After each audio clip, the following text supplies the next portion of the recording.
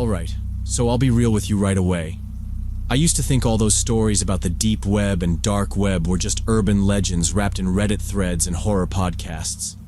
You know the kind, my friend's cousin's roommate saw something insane on a secret site type of stuff.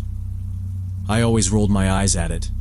That changed when one of my closest friends, Danny, told me she had actually been on there and seen stuff she wished she could forget. She was 28 at the time, and not someone who spooked easily. She described some of what she found, weird, creepy sites and disturbing forums. But there were other things she flat out refused to talk about. Said it wasn't just disturbing, it was dangerous. Honestly, I should have just taken her word for it. But I guess my curiosity got the better of me. I wanted to prove to myself that it was all exaggerated, just internet folklore. So I downloaded the Tor browser one night when I couldn't sleep and poked around the hidden wiki. I'd heard people warn that even just clicking random links could land you in serious trouble. Scams, viruses, way worse. And yeah, some of the links I clicked were sketchy, but mostly just dull. Adult classifieds, people advertising escorts, questionable pharmacies, black market stuff that honestly felt more like clickbait than real danger. It felt low effort and sort of lame. I was actually disappointed. But then I stumbled across something called The Night Watchman. The name stood out, felt ominous but vague. I thought maybe it was a creepypasta archive or someone live streaming night walks in eerie neighborhoods. Seemed harmless enough. I clicked it. The page that loaded was just black, no logo, nothing. Dead silent. Then 3 embedded videos appeared, stretched out horizontally across the screen. All were paused. Each showed a different person, or group, on the thumbnail. The first had a family of 4, a mom and dad, 2 daughters who looked about 5 and 8, give or take. They were all sitting on a couch, smiling like they were posing for a Christmas card. The second showed a couple. The woman was very visibly pregnant, cradling her belly while leaning into the guy beside her. They looked happy. Nervous, but happy. The third was just a solo woman, probably mid-30s, sitting on the floor of her living room next to a black lab with this odd white patch over one eye. They looked cozy. Before I could even think about what the videos were, this voice cut in, male, but weirdly garbled, like it had been passed through a dozen filters. Couldn't place an accent or age. He spoke slowly, deliberately. Good evening. Tonight, the Night Watchmen bring you 3 unique households, each with their own routines, dreams, and beliefs. Then he paused. I swear I could hear him smirking when he continued. Watch each video, and then choose one. That was it. No explanation, no instructions, just that. At this point, I wasn't sure what I'd gotten into, but my interest was fully locked in. I hovered for a second, then clicked on the first video. It played like some weirdly edited home movie. The family doing normal stuff, watching cartoons in the living room, kids chasing each other in the yard, eating spaghetti around a cluttered dining table. Then the parents tucked the girls into bed and kissed them goodnight. It ended right after that. It felt wrong. Like I was watching footage I was never supposed to see. There was no camera shake, no commentary, no visible source. Just clean, silent clips strung together. It creeped me out, but I clicked the second one anyway. That one showed the couple. Young, probably late 20s. They were putting together furniture in the nursery, making dumb jokes, holding up tiny onesies and laughing. Later, they ate dinner, kale and something else I couldn't identify, and flipped through parenting books together. Then they curled up on the couch, eventually heading off to bed, arms wrapped around each other. It was sweet. Honestly sweet. I smiled without meaning to. But again, I felt like I was trespassing in the most intimate parts of someone's life. At that point, I figured I might as well see the last one. The third video opened on the woman and her dog, just the two of them. She honestly reminded me of some of my old roommates, the kind who always mean to clean but somehow never quite get around to it. Her apartment was cluttered in a very I live alone and don't care who sees this kind of way. There were dirty dishes stacked in the sink and on the counter, a mountain of unfolded laundry draped over the love seat, and her trash can was so full the lid couldn't even close. The other two households had been relatively neat. The family had toys scattered around and a couple of mismatched socks in the hallway, but nothing wild. The couple's place was practically spotless, like one of those homes you see in Airbnb listings that makes you feel like your own place is a garbage fire. But this woman? She seemed lonely. Not in a dramatic movie way, but in the quiet, everyday kind that sneaks up on you. Most of the video was just her flipping through channels, eating straight from a half-melted tub of cookies and cream ice cream, and checking her phone over and over like she was hoping someone would text. At one point, she tossed a ball across the room for her dog, who was clearly the best part of her day, then fed him, scrolled her phone one last time, and headed to bed, still clutching it like it was her last link to the outside world. And then, the screen shifted again. The same 3 paused images came back. The voice returned, distorted but somehow smug this time. "Now that you have seen," it said, "which one will you choose?" I froze. For a second, I convinced myself it was just a messed up social experiment or some sort of creepy art project. I waited, hoping maybe there were other people watching who'd make the choice, but no one else did. After a long, sick silence, the 3 original videos vanished and were instantly replaced. These new videos felt different. Wrong. They were all live feeds now, and each one showed a figure, tall, broad, unsettlingly still. I couldn't make out their faces, just that they were huge, all dressed the same. Black shirts, black pants, heavy boots, and these long trench coats that flared slightly at their ankles, like a horror movie version of a Western gang. Each wore a wide-brimmed black hat that shadowed their faces. "Have you decided?" the voice asked again. "Which one will you choose?" I didn't respond. I couldn't. The next words hit like a gut punch. "Death comes on swift wings for our ill-fated friends. You must choose one. This is how the game goes." Game? Was this really happening? My hands hovered over my keyboard.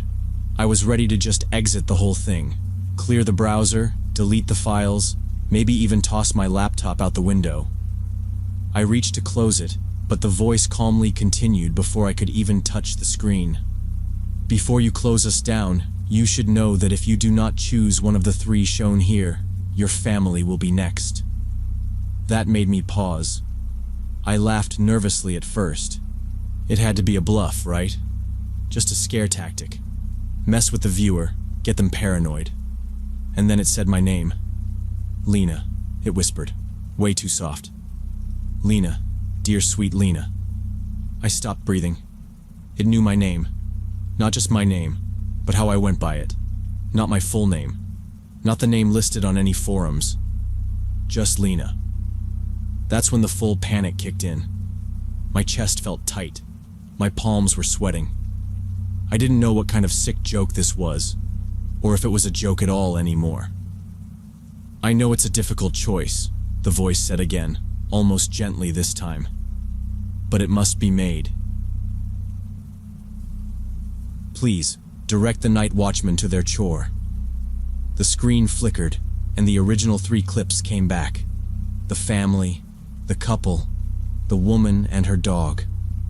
And now I realized they weren't just being watched. One of them was going to die, and I was supposed to choose. I tried to logic it out, like that would make it any less horrible. Maybe this was just an elaborate trick, a horror-themed site trying to fake people out. But the fear in my body wasn't fake. My heart felt like it was going to punch through my ribs. The family? 2 little girls. No way I could do that. I wouldn't even consider it. The expecting couple? They were about to start a life.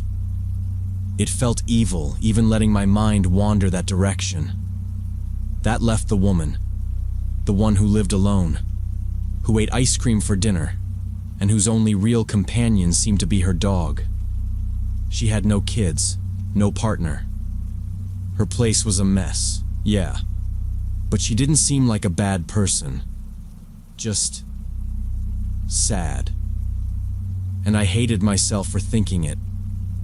But she did have the least to lose. The voice snapped again, this time louder and meaner.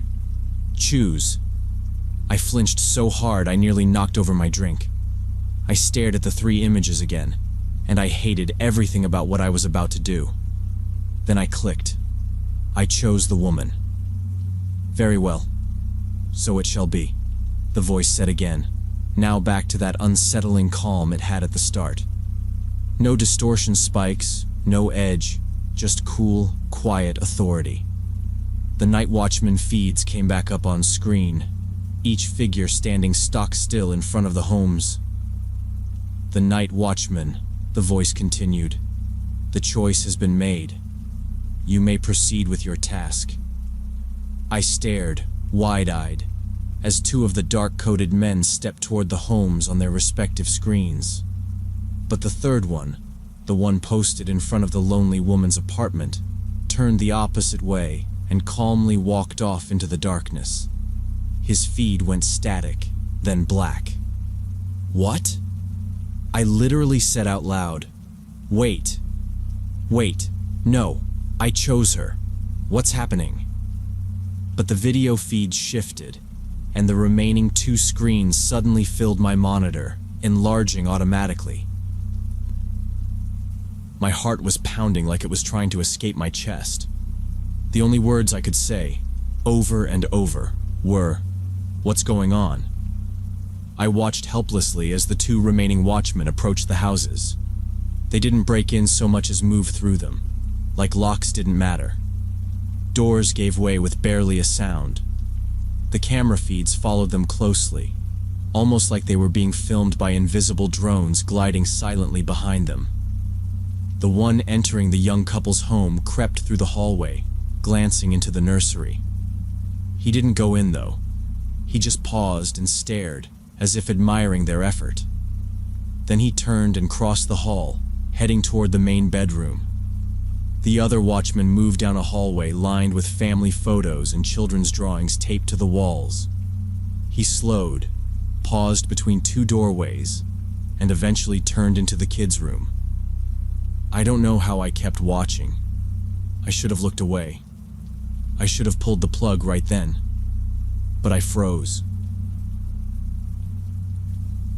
The man by the couple's bed stood still for a beat, towering at the edge of their mattress, a giant blade clenched in one gloved hand. It looked like a machete, but larger, broader, heavier, something meant to do damage fast. And then he stepped forward, calm as anything, and started swinging. The screams were so loud I swear my ears rang. It didn't sound fake. There was no cheesy sound effect or background music, just raw, primal terror. I whipped my head toward the other screen. The second watchman was now at the center of the kids' bedroom. The pink bunk bed was barely lit by a small nightlight. He reached back with the machete, his body casting a massive shadow against the wall. My throat clenched and I screamed, just this awful, panicked sound I didn't even know I could make. That's when I yanked the power cord out of my laptop. Not a soft shutdown, not an, "Are you sure you want to exit?" Just black screen. Silence. No hum. No distorted voice. Nothing. I was shaking. My whole body felt frozen and boiling at the same time. I couldn't stop thinking, what had I just done? What was that? Was it real? Was any of it real? But it felt real. Too real. My lips were dry. My tongue felt like sandpaper. I just sat there on the floor in front of my dead laptop, trying not to pass out or throw up. I didn't even notice the sun coming up outside. Hours passed before I dared plug the computer back in.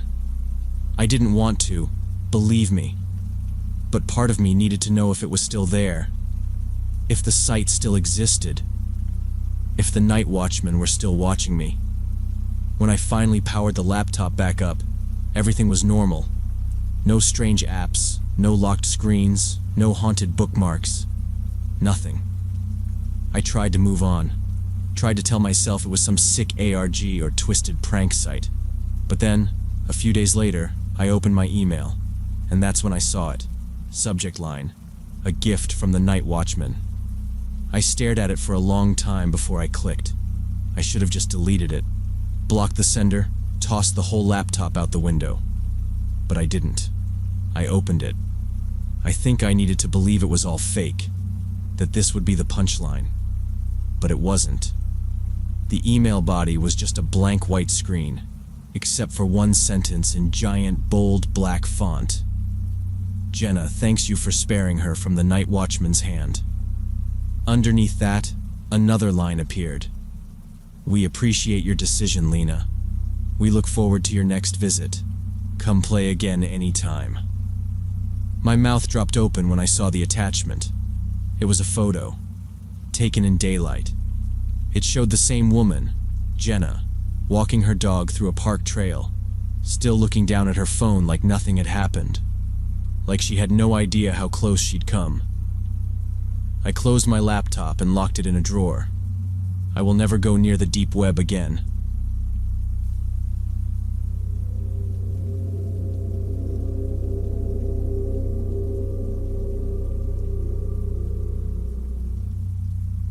Back when I was around 17 and still in high school, I went through this big phase where I was super into tech stuff. Coding, cracking random software, just messing with things most kids didn't bother with. I wasn't doing anything illegal, at least not on purpose. I just liked seeing how stuff worked. One afternoon, I stumbled onto this sketchy forum while trying to figure out how to spoof my IP address. Don't ask why. I thought I was cooler than I was. And someone posted a thread about getting onto the dark web. I'd vaguely heard about it before, but I didn't really understand what it actually was. Curiosity got the better of me, so I followed the steps they laid out, downloaded the Tor browser, and hopped on. It was underwhelming. Not nearly as wild as I expected. I clicked around a few directories, saw a bunch of weird site listings, mostly forums, sketchy service offers, and random stuff for sale, but nothing that held my attention for more than a second. I was basically just snooping without any real purpose. Then about 30 minutes in, my screen went nuts. Like, full-on chaos. Dozens of pop-ups started exploding all over my desktop, warning me that I downloaded some crazy virus. Total panic mode. I slammed my laptop shut, heart pounding.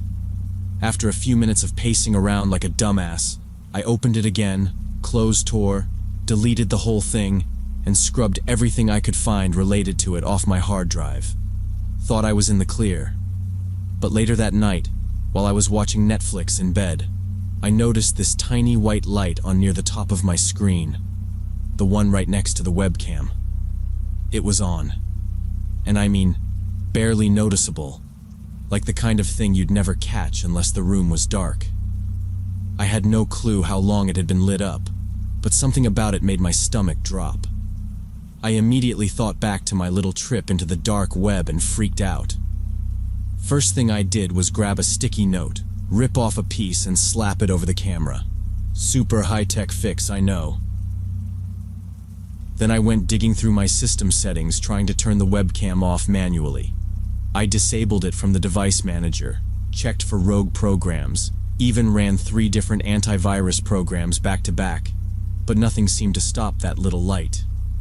Eventually, after stressing myself out for days and trying every YouTube fix I could find, I gave up and just did a full wipe of my PC. Factory reset. Nuked the whole thing. I figured whatever sketchy code had slipped in while I was messing around with Tor would get wiped out completely. And for a minute, it looked like it worked. The webcam light finally shut off. I actually let myself relax for once. Thought the worst was behind me. A few days go by and then boom. Out of nowhere, I get a text from this random number I don't recognize. There's no message, just 5 pictures. And when I opened them, my stomach legit dropped. Every single one was a photo of me sitting in front of my laptop, clearly taken through the webcam. I was in my room, doing nothing interesting, just browsing or watching something. But here's the part that chilled me. One of the pictures was from after I reset the computer. I could tell because I'd gotten a haircut the next day, and in that photo my hair was freshly buzzed. That meant they still had access. I slapped another piece of tape over the camera, a different color this time because yes, I weirdly remember that detail, and just sat there, frozen. If they were still watching me, they could probably hear me too, right? Like, if they had camera access, wouldn't they have mic access as well? Were they listening to my convos, watching me type passwords, grabbing my info? My brain went full paranoia mode. I couldn't stop thinking about it. What if they were already digging through my bank stuff or pretending to be me somewhere? After hours of spiraling, I finally cracked. I went into the kitchen, grabbed a tall glass, filled it with water, and straight up drowned my laptop. Watched the screen flicker and die. Left it sitting there on the floor like a crime scene. I told my parents it slipped off my desk while I was cleaning. Not my most convincing lie. And thankfully they didn't ask too many questions. They actually helped me replace it, which I still feel a little guilty about. For months, everything was fine. No weird lights, no mystery texts. I almost convinced myself the nightmare was over. But then, about 6 months later, it happened again. Another text, another unknown number, and more pictures. This time from the webcam on my new laptop. The background was clearly my current room, and I recognized one of the shirts I'd just worn a few days ago. That meant at least one of those photos was super recent. The worst part? I never even downloaded Tor or went anywhere near the dark web on this machine. I was extra careful this time, so I have no idea how they got in. And at this point, I'm honestly out of ideas.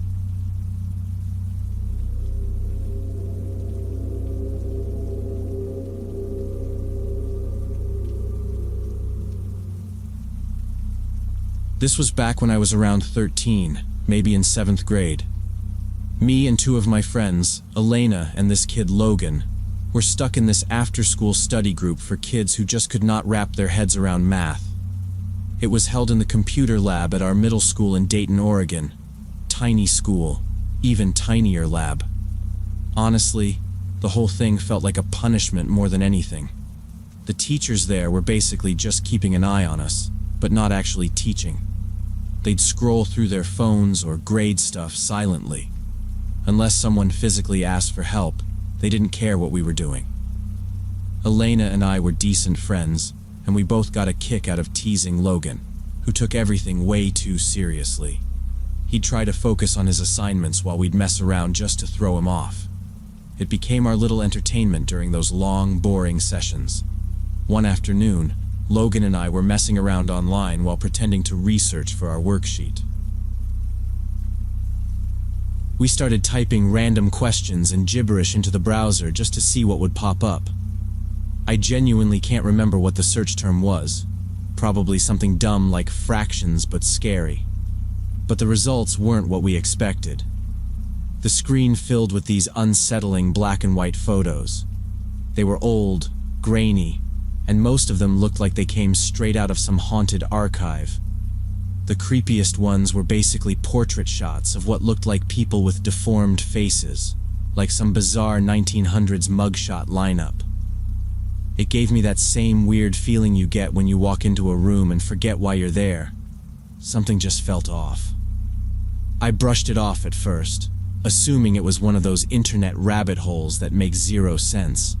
But the weird photos kept coming up over and over in different searches. Definitely not normal search results for math homework. A couple days later, Logan stayed behind a little longer to save his homework onto the school's shared drive. The computers were old and glitchy, and somehow he clicked into the wrong folder. Instead of his stuff, he ended up in what looked like an archive of other documents, like leftover files from previous students, or maybe even old staff. It was super disorganized, but he said it felt like stumbling into someone else's inbox. When Logan clicked into the folder to save his stuff, a bunch of random files popped up that definitely weren't his. He looked over at me and went, "Dude, come here. There's some seriously creepy crap in here." I kind of laughed at first because he was always being dramatic, but then he started describing what he saw, and my stomach dropped a little. He said there was this photo of a kid sitting in a chair. Okay, not just sitting, but tied to it. The setting looked like a classroom, but everything about it was off. It was super dark, and the lighting made it look like something from a horror short film. The kid was the only thing in the shot. No desks, no posters, no windows even. Just this old metal chair right in the middle of the room, and the kid was strapped down to it like something out of a crime doc. Logan tried to open it up bigger to show me, but it would only load this tiny preview in the corner of the screen. Still, I saw enough to confirm he wasn't just messing with me. The kid had a red t-shirt on, looked around 8 or 9 years old, and was just staring off to the side, not at the camera, but like at something just outside the frame. That weird, low-quality lighting made it hard to tell what time of day it even was. And the scariest part? The room looked exactly like one of the classrooms down the old hallway in our school, the one nobody really used anymore because of electrical issues. That photo's burned into my brain more than I'd like to admit. What messes with me the most is trying to figure out who the hell took it. It wasn't like it was a screenshot or a stock photo. Someone had been there, with a camera, in that room, taking pictures of this tied-up kid. Like, what? The fact that it was just sitting in a school computer folder, completely unprotected, still creeps me out. I mean, we weren't even trying to find anything like that. We were just goofing off, typing in dumb stuff and clicking through files like curious idiots. Makes me wonder how close we were to stumbling into something even darker. Like, if that's what we found by accident, what would have happened if we actually tried digging? I still don't know who that kid was, or why that photo even existed, but the idea that someone saved it on a school system, that school system, is honestly way more terrifying than anything we found on purpose.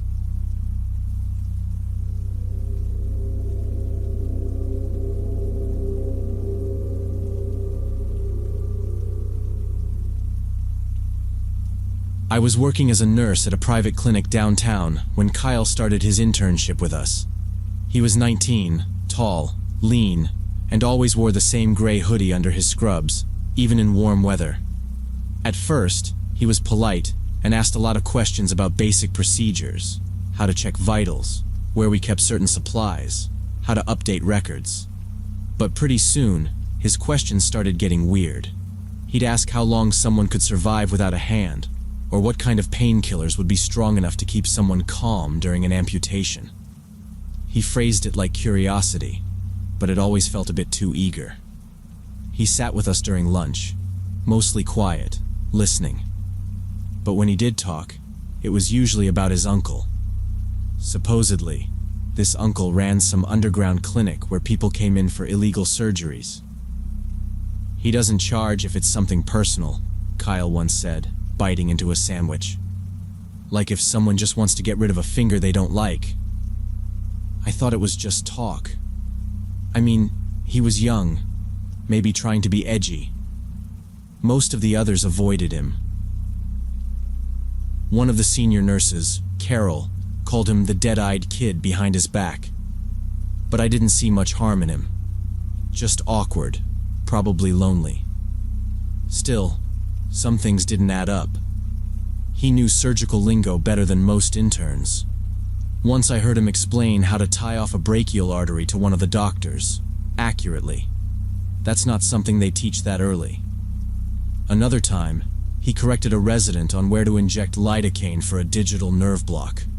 It wasn't just showing off. He was right.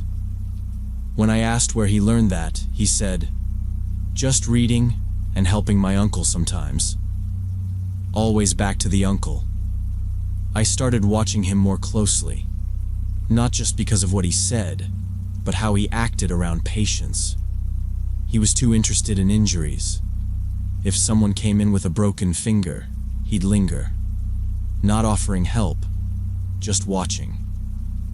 One day, a guy came in with a deep cut on his thigh from a bike accident. Kyle stood behind me as I cleaned the wound, leaning in, breathing too slow. I told him to get gauze, and he didn't move for a few seconds, just stared. Things shifted more when he started showing me stuff on his phone. One afternoon, after most of the shift had left, I was restocking supplies in the break room. Kyle came in, quiet as usual, and sat across from me. "You want to see something crazy?" he asked. I didn't really want to, but he was already pulling out his phone. He showed me a photo, a close-up of a hand, missing 2 fingers. No blood, no mess. Just clean bandaged stubs like it had been done in an OR. He swiped. Another hand, missing the pinky. Then an arm ending at the elbow. He said, "My uncle did these. They're requests, voluntary. Some people just don't feel right with all their parts." I told him that sounded insane, and definitely illegal. He just shrugged. "It's like body integrity identity disorder. It's real. Look it up." Then he mentioned a site. There's a whole forum. People share results. It's safer than them trying it themselves. When I asked for the site's name, he avoided the question, said it wasn't public. You need an invite. You need to know someone. The photos unsettled me. They didn't look like textbook examples or anything staged. Too specific, too personal. Some had tattoos or bracelets. These weren't generic training images. I tried to tell myself maybe it was just medical students sharing their practice results, that maybe Kyle was lying about the context. But the more I thought about it, the less that made sense. There was no educational reason to photograph a hand with clean surgical amputations unless it was part of a study. And these weren't labeled. No dates, no watermarks. Kyle started acting more off. One shift, I noticed him in the supply closet, counting syringes and small vials. I asked what he was doing, and he said he was just curious about inventory. I told the head nurse, but she said as long as nothing was missing, there wasn't much she could do. "He's weird," she said, "but not against the rules." Then Kyle mentioned someone who had asked for both legs off. He chickened out last minute, he said, not sounding disappointed or relieved, just flat. My uncle prepped everything already. Had the prosthetics ready. I didn't say anything. I just walked away. A few days later, I caught him near the back exit with his phone out.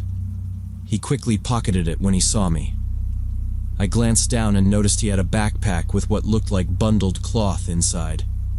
When I asked where he was going, he smiled for the first time I'd ever seen and said, "Just heading out early. Got some errands for my uncle." Then he disappeared down the hallway. The next day, I checked the inventory log. A few anesthetic vials were missing. Ketamine and lidocaine. Nothing huge, but enough to do something. I told the supervisor, but again, it was brushed off. Maybe someone forgot to log it. Happens. I saw Kyle later that afternoon.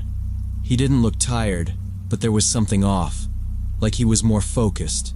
His scrubs were clean, but he had changed into a new pair. His hands were dry, cracked, like they'd been scrubbed a little too long. I didn't confront him. I wasn't sure what I'd even say, but I started locking my drawer and keeping my phone on me at all times. During a slow afternoon shift, I walked into the break room and saw Kyle's phone sitting on the table, screen still lit. He must have left it unlocked by accident. I wasn't trying to snoop, but the notification on the lock screen caught my eye. New post, bodymods.net. I hesitated, then tapped it. The browser opened straight into a message board. Dozens of posts, photos, and videos loaded instantly. The layout was crude, like an old forum, but everything was organized. Categories for limb removal, sensory deprivation, nerve disconnection. I scrolled down and felt sick. The videos weren't simulated. One showed a man lying on a wooden table, legs duct taped down, screaming as someone sawed through his forearm. The camera wasn't shaky. It was set up on a tripod. The lighting was clean, clear. I recognized the garage. It looked like the one Kyle had shown me in a photo weeks ago. I kept scrolling. Another video, different subject, similar setting. This time, the angle was wider. I could see Kyle holding down a man's shoulder, face expressionless as someone else, maybe his uncle, cut deep into flesh. Kyle was in at least 3 more videos, always assisting, never speaking. In the comment sections, people were bidding. Some offered to travel. Others just wanted the footage, requesting specific camera angles, levels of pain. One person wrote, "Make sure he's awake the whole time. No sedatives. I'll pay double." The thread had hundreds of replies. My hands were shaking. I pulled out my phone and started taking photos of the screen. I got the usernames, timestamps, links. Just as I tapped one last screenshot, I heard the door open behind me. Kyle stepped in and saw me instantly. His whole posture changed. The usual slouch was gone. He didn't say anything at first, just stared at me, then his phone, then me again. His face didn't show panic. It showed calculation. He slowly picked up his phone, locked it, and put it in his pocket. Then he smiled. "You shouldn't be in other people's stuff," he said quietly, and walked out. I stayed in the break room until my shift ended, heart pounding. Every sound in the hallway made me flinch. I thought about deleting the screenshots, then decided to back them up instead. That night, I didn't sleep. The next day, I stayed late, helping clean up after a patient emergency. Everyone else had left. I was finishing paperwork when Kyle came up behind me and said, "Can I talk to you for a sec?" His tone was calm, too calm. I nodded, trying to play it off, and followed him down the hall. He led me to the supply closet and closed the door behind us. "You saw something yesterday," he said. I tried to act confused, but he grabbed my wrist and squeezed hard, hard enough to hurt. "Tom doesn't like attention. You understand?" I said I didn't know what he was talking about. He leaned in close, still gripping my wrist. "We recorded a guy last month. Took off his own hand with dry ice. Tom just guided him through it. Took 5 hours. Got 40 grand for that stream. People like that stuff. People pay." I didn't respond. I couldn't. He loosened his grip slightly. "We're careful. No names, no leaks. But when someone talks, well, accidents happen. Sometimes they don't walk away with all their parts. Understand?" I yanked my arm free and pushed past him. He followed me down the hallway, still talking. "No one's gonna believe you. You've got nothing. You're just scared. That's good. Be scared. Stay scared."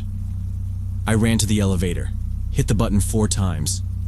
Kyle didn't try to stop me, just stood there staring. I drove home without stopping. When I pulled into my apartment garage, I saw headlights pull in behind me. It was Kyle's car. I stayed in the car, locked the doors. He pulled up alongside me and rolled down his window. "You don't want to get involved in this," he called out. "You really don't." The next morning, I went to the police. I showed them everything. Screenshots, video snippets, my swollen wrist. At first, the detective seemed doubtful, like maybe I'd misunderstood something. Then I opened the browser and pulled up the site directly. I showed him the forums, the videos, the bids. I told him everything Kyle had said. The longer he watched, the quieter he got. He told me to wait, left the room, and came back with 2 more officers. Over the next few days, I was questioned multiple times. They wanted details. They asked if I knew where the garage was, who else might be involved, if any patients from the clinic had ever disappeared. I gave them everything I had. A week later, they made the arrests. Kyle, his uncle Tom, and 10 others from different states. Some were moderators, others were performing or requesting surgeries. A couple had medical licenses, most didn't. The operation had been going for almost 6 years. They'd performed dozens of amputations, some voluntary, others not. They streamed them all. They took requests. They sold edited clips. One man in Texas paid $12,000 for a video where someone had their ear sewn shut while conscious. Another ordered a slow removal of toes, 1 per week. Kyle agreed to cooperate in exchange for leniency. He gave up names, locations, payment trails. He got probation. His uncle wasn't so lucky. He was hit with charges for aggravated assault, illegal practice of medicine, conspiracy, and more. He got 18 years. Others got between 5 and 10. Some pled out. I quit the clinic a month later, moved to a different city, changed my number. I still work in healthcare, but I don't tell people where. Sometimes, at night, I check the door twice. Look out the window. Make sure no one's waiting in the parking lot. Every now and then, I check the site, just to see if it's gone. The domain still exists, but it's been blank for months. The detective told me this wasn't the only network, just the one we caught. He said some people don't want to be helped. They want to be hurt. And someone, somewhere, is always willing to give them what they ask for.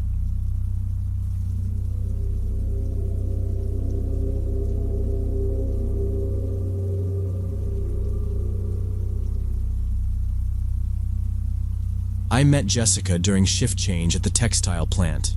She worked nights, I worked mornings. We crossed paths for maybe 20 minutes every day, right around 5:40 a.m. when the buzzer went off and the night crew trickled out. She'd usually be pulling her hair back into a bun, grabbing her hoodie, looking half asleep but always polite. "Morning," she'd say, or just a quick nod if she was tired. Over a couple weeks we started talking. Just small stuff at first. Weather, traffic, her kids. She had 2 teenagers, and she was always hustling for overtime when she could get it. I remember she said the warehouse paid more at night. Something about hazard pay or weird hours. She never complained about it, though. Said she liked the quiet. Said she could think better when no one was yelling. The complex itself was huge. Several buildings, one of them long abandoned, used now and then to store extra pallets. Most of us didn't go near it. Half the lights in that section flickered, and the floor had cracked in places. Jessica wasn't the type to stir trouble. Always showed up early, clocked out on time, kept to herself unless someone talked to her first. If you needed help loading a bin, she'd step in. She didn't gossip in the break room, didn't mess with anyone's stuff. It's why I was thrown when she started acting off one morning. She was standing by the vending machines, staring out toward the edge of the lot. I asked if she was okay. She said, "I think something's going on over by Building 5. That was one of the abandoned ones. I told her it was probably just rats or a broken sensor tripping the floodlights. She didn't laugh. She said she'd seen trucks pull up around 3 a.m., headlights off, real quiet. They don't use that dock, she told me. No one's supposed to. But they're unloading something. I brushed it off. I figured maybe the company was renting space. But her face stuck with me all morning. Over the next few days, she brought it up again. Said the trucks came every other night. Same two, dark-colored, no logos. One of them had out-of-state plates. She started writing down the plate numbers. She showed me a torn scrap of paper, 4 or 5 numbers jotted in messy pen. If something happens, she said, and kind of laughed, but not like it was a joke. Then she said the security guards avoided the area. They'd do their usual rounds, then skip Building 5 completely. She asked one of them why. The guy just shrugged and walked away. That's when she started staying late. After her shift, she'd sit in her car facing the warehouse. They don't even try to hide it, she told me. They know nobody's watching. I still wasn't sure if I believed her. Maybe she was tired. She worked 6 nights a week, had 2 kids, barely slept. But the way she talked, it was specific. She said the back dock doors were always shut during the day, but during those 3 a.m. visits, someone opened them from the inside. That part made me pause. Inside? Who was in there? She took pictures. At first, blurry ones from far away. A red truck, a couple guys moving boxes fast, one of them glancing around. They don't stay more than 20 minutes, she told me. Just in, out, gone. She tried showing the photos to our supervisor. I was there. His face changed. He told her not to worry about it. "You're not paid to investigate," he said, and tossed the photo on his desk. I asked her what she was expecting. She said, "I just want to know what they're moving." The next morning, she looked tired, more than usual.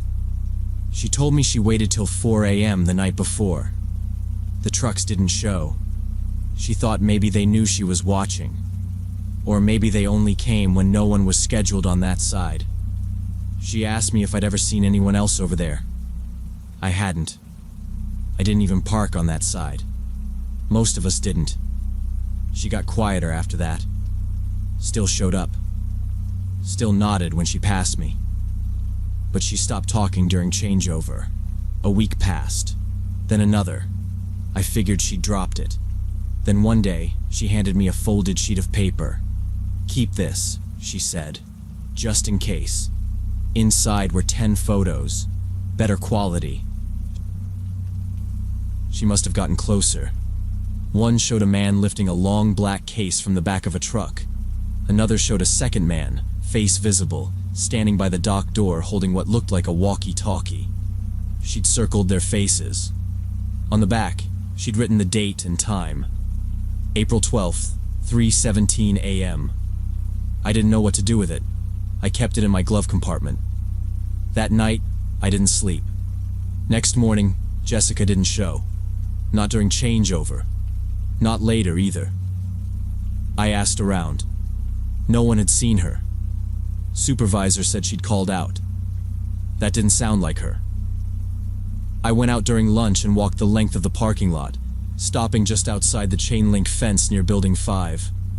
There were tire marks in the gravel, a few plastic straps lying near the loading dock. One of them looked freshly cut. I backed away fast and didn't say anything to anyone. When I got back to my car, I looked across the lot. On the far side, just barely visible through the grime on the warehouse window, I saw a flicker of movement. Someone was inside.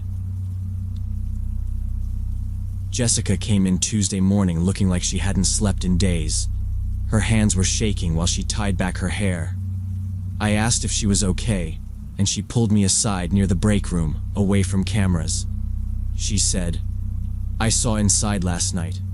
I mean, really saw. Her voice was low, barely above a whisper. I asked what she meant. She said she slipped in through a side door left cracked open. Said the trucks were late, so she had time to look around. Inside, she said it looked like a hospital freezer. Metal containers, labeled with codes and red stickers. Some open. She said she saw plastic bags filled with what looked like organs, livers, kidneys, maybe hearts. They were sorting them, she told me. 2 guys in scrubs, like surgeons. Gloves, masks, the whole thing. One of them was checking tags on the bags. I asked why she didn't call the cops. She just stared at me. They'll kill me, she said. They're not street thugs. They have real money. She showed me her phone. She had video, maybe 2 minutes long, shaky footage from behind a stack of pallets. Blurry, but you could see the men moving between the containers. You could hear one of them say something about a schedule and Bangkok next week. I felt sick watching it. She said she overheard them talking about donors and clients overseas. Then she looked down and said, "They know I saw." The night before, her landline rang 5 times. She picked up each time. Silence. No background noise, no clicks. Just someone on the other end, breathing. She'd unplugged it by the 5th call. Her cell was doing the same thing. Unknown numbers calling at all hours. No voicemails, no texts, just endless rings. I begged her to leave. "Take your kids and go," I said. "You don't need proof. Just go." She looked at me like she wanted to. But then she said, "I'm 3 weeks from getting them new school uniforms. Rent's due. I don't have savings." She was crying, but she wasn't panicking. She was just tired. If I disappear now, who's going to believe me later? That was the last time we had a long talk. 2 days later, my phone buzzed at 6 a.m. I was getting ready for work. My coworker had sent a Facebook link. "Jessica's going nuts," the message said. I clicked it. She had gone live overnight. The video was 15 minutes long. She was in her living room, holding her phone at arm's length. Her voice was tense, but she didn't sound confused or hysterical. She named the warehouse, said the company name, showed the footage she took. She flipped through photos, reading license plates out loud. "They're moving human organs," she said. "I don't care if you believe me. Just watch. Look at this." The video caught fire online. Within hours, people were sharing it. Local pages reposted. People commented with disbelief, anger, curiosity. But then it turned. Accounts with no profile pictures started showing up. "You're dead," one comment said. Another posted her full name, address, phone number. Someone posted the names of her kids and what school they went to. I texted her, told her to take it down, but she never responded. She tried deleting the post, but it had already been saved, reposted to Telegram, Twitter, forums. People were messaging her constantly. Her voicemail was full. I tried calling that night, straight to voicemail. I figured she turned off her phone. I didn't sleep. The next day, she didn't show. Supervisor said nothing, just checked her name off the schedule and moved on. I went by her apartment after work. Her car was in the lot, lights off. I knocked, waited, knocked again. Nothing. A neighbor peeked out their door, shook their head. "Haven't seen her," they said. That night, people on Reddit started saying she'd been taken. One guy posted that black SUVs had pulled into her complex around 9 p.m. He claimed he heard shouting, maybe a kid crying, but he wasn't sure. Police didn't come. No report was filed. The next morning, I drove by again. Her car was gone. Windows shut. No answer at the door. 3 days passed. I went to work, kept my head down. Then the news broke. Police found body parts in a sealed container at a disposal yard across town. Maintenance crew had flagged it for the smell. Inside was a cooler, blood-soaked towels, and several plastic bags. The report said DNA confirmed the remains belonged to Jessica. There was no sign of her kids. No one could say when they were last seen. Her phone had been turned off for days. Police said foul play was suspected. Then they stopped talking. I tried asking questions at work. No one answered. The warehouse was closed off for one day, then reopened. People said the area had been cleaned out. No crates, no trucks, nothing left behind. Cameras wiped. The guards rotated out the next week. When I asked where the old ones went, I was told not to ask. 2 weeks later, men in black suits came to the factory. Federal agents, we were told. They interviewed a few people, then left. No one was arrested. No charges filed. Jessica's name disappeared from the attendance log. Her locker was emptied. Her name was gone from the system, like she never worked there. I transferred 2 months later. Different facility, different town. I kept my mouth shut. Deleted old texts. Burned the paper she gave me. I didn't keep copies of the video. I don't talk about it, not with anyone in person. But I think about it every time I drive past industrial parks or see unmarked trucks at night. I don't trust silence anymore. The district still runs like nothing happened. New workers, fresh coats of paint on the buildings. But the old crew knows. We don't say her name. We don't mention the warehouse. We just clock in, do our job, and clock out. People think the scariest thing is ghosts or killers in the dark. It's not. It's knowing that some truths are too dangerous to speak. That money can erase anything, even a mother and her kids.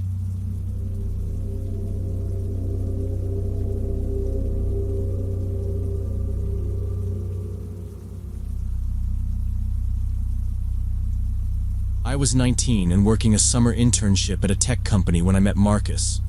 He was 24, one of the back-end programmers.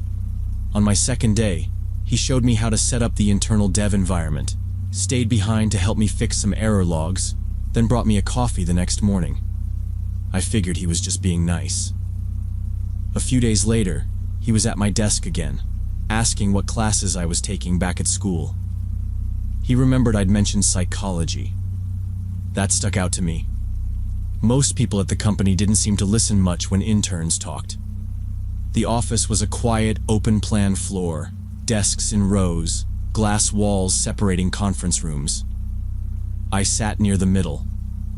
Marcus would walk over a few times a day with some excuse, asking if I had an extra charger, if I'd tried the food truck outside, even borrowing my stapler once.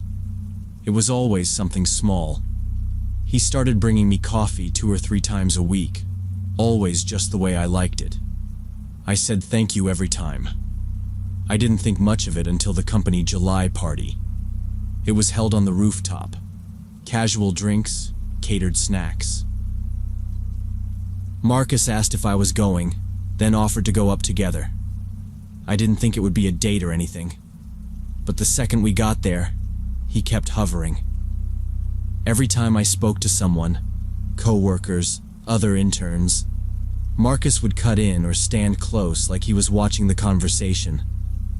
When I went to get another drink, he followed me and asked, "Do you like hanging out with him?" referring to one of the other interns. I laughed it off, said we were just talking. His face didn't move. That's when I started feeling off about him. That Monday, I told him, politely, that I didn't think we should hang out outside of work and that I wanted to keep things professional. He didn't argue, just nodded and said, "Sure, of course," then walked away. After that, things shifted. He stopped bringing coffee, didn't say hi, but I caught him staring at me sometimes from across the room. Once, I turned around in the kitchen and he was right behind me. Too close, just watching. I started taking longer routes through the building to avoid him. By mid-August, the internship ended. I packed up, gave my badge to HR, and took the train back to school in Boston. I blocked Marcus on social media the day I left, just to be safe. A week later, I posted a picture with my new boyfriend. I forgot about Marcus. The call came on a Tuesday morning, second week of September. I was still half asleep when I answered. The man on the other end said, "This is Special Agent Miller with the FBI. I need to speak to you about a matter involving your personal safety." I sat up fast. Thought it was a scam. But he gave a callback number and an agent ID. He said they'd identified a threat against my life. He told me that their cyber unit had been monitoring activity on several dark web forums, ones that are used for illegal contracts, including murder for hire. He said a user with the handle Shadow47 had posted a photo of me, along with my full name, address, and even details about my daily schedule. When I left my apartment, where I worked part-time, which routes I took to class. It included the color of my backpack. I couldn't speak for a second.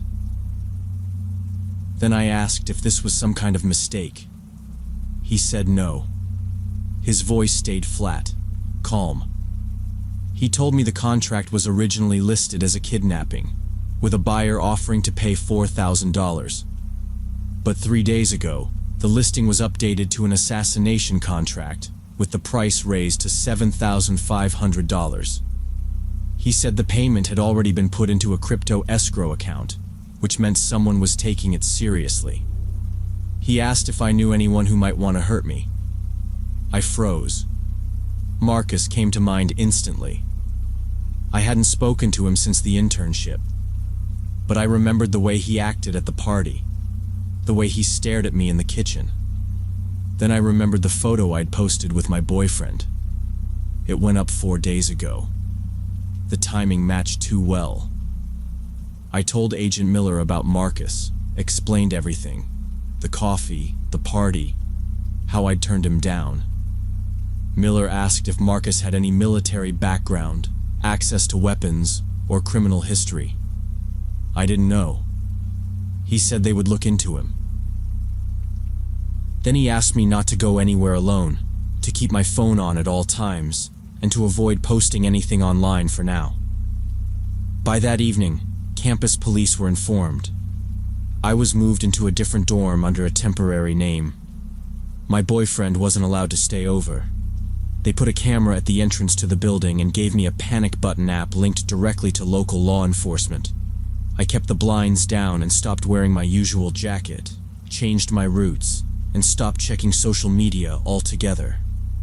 The agent said they had flagged the crypto wallet involved in the transaction, but it had already been split into smaller amounts and was hard to trace. The contractor hadn't communicated again on the forum, which meant either they were already in motion or waiting for confirmation. I asked if I could go home to my parents. Miller said it wasn't safe to move yet. On Thursday morning, I got a call again. This time, Miller said they had linked the account Shadow47 to an IP address used briefly by someone in the tech company's guest Wi-Fi network during a 30-minute window in August. They were trying to match MAC addresses, but it was slow going. Then he said they had reason to believe the account accessed my LinkedIn profile recently.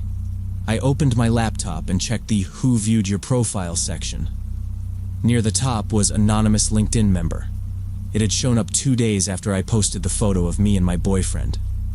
Miller showed me screenshots from the dark web post. My face was clearly visible in one of them. I was walking out of my apartment building, holding my backpack, headphones in. Another showed me at the corner store a block away, looking down at my phone. The third was from behind, taken from a distance, but it was me crossing campus near the engineering building. The photos had timestamps. Some were from 2 weeks ago. Others were just 5 days old. Someone had been following me, learning my schedule, taking pictures without me ever noticing. The text of the post detailed everything: my name, age, major, Even the floor my dorm room was on. It described my usual wake-up time, my morning coffee stop, when I went to class, and what times I was likely to be alone.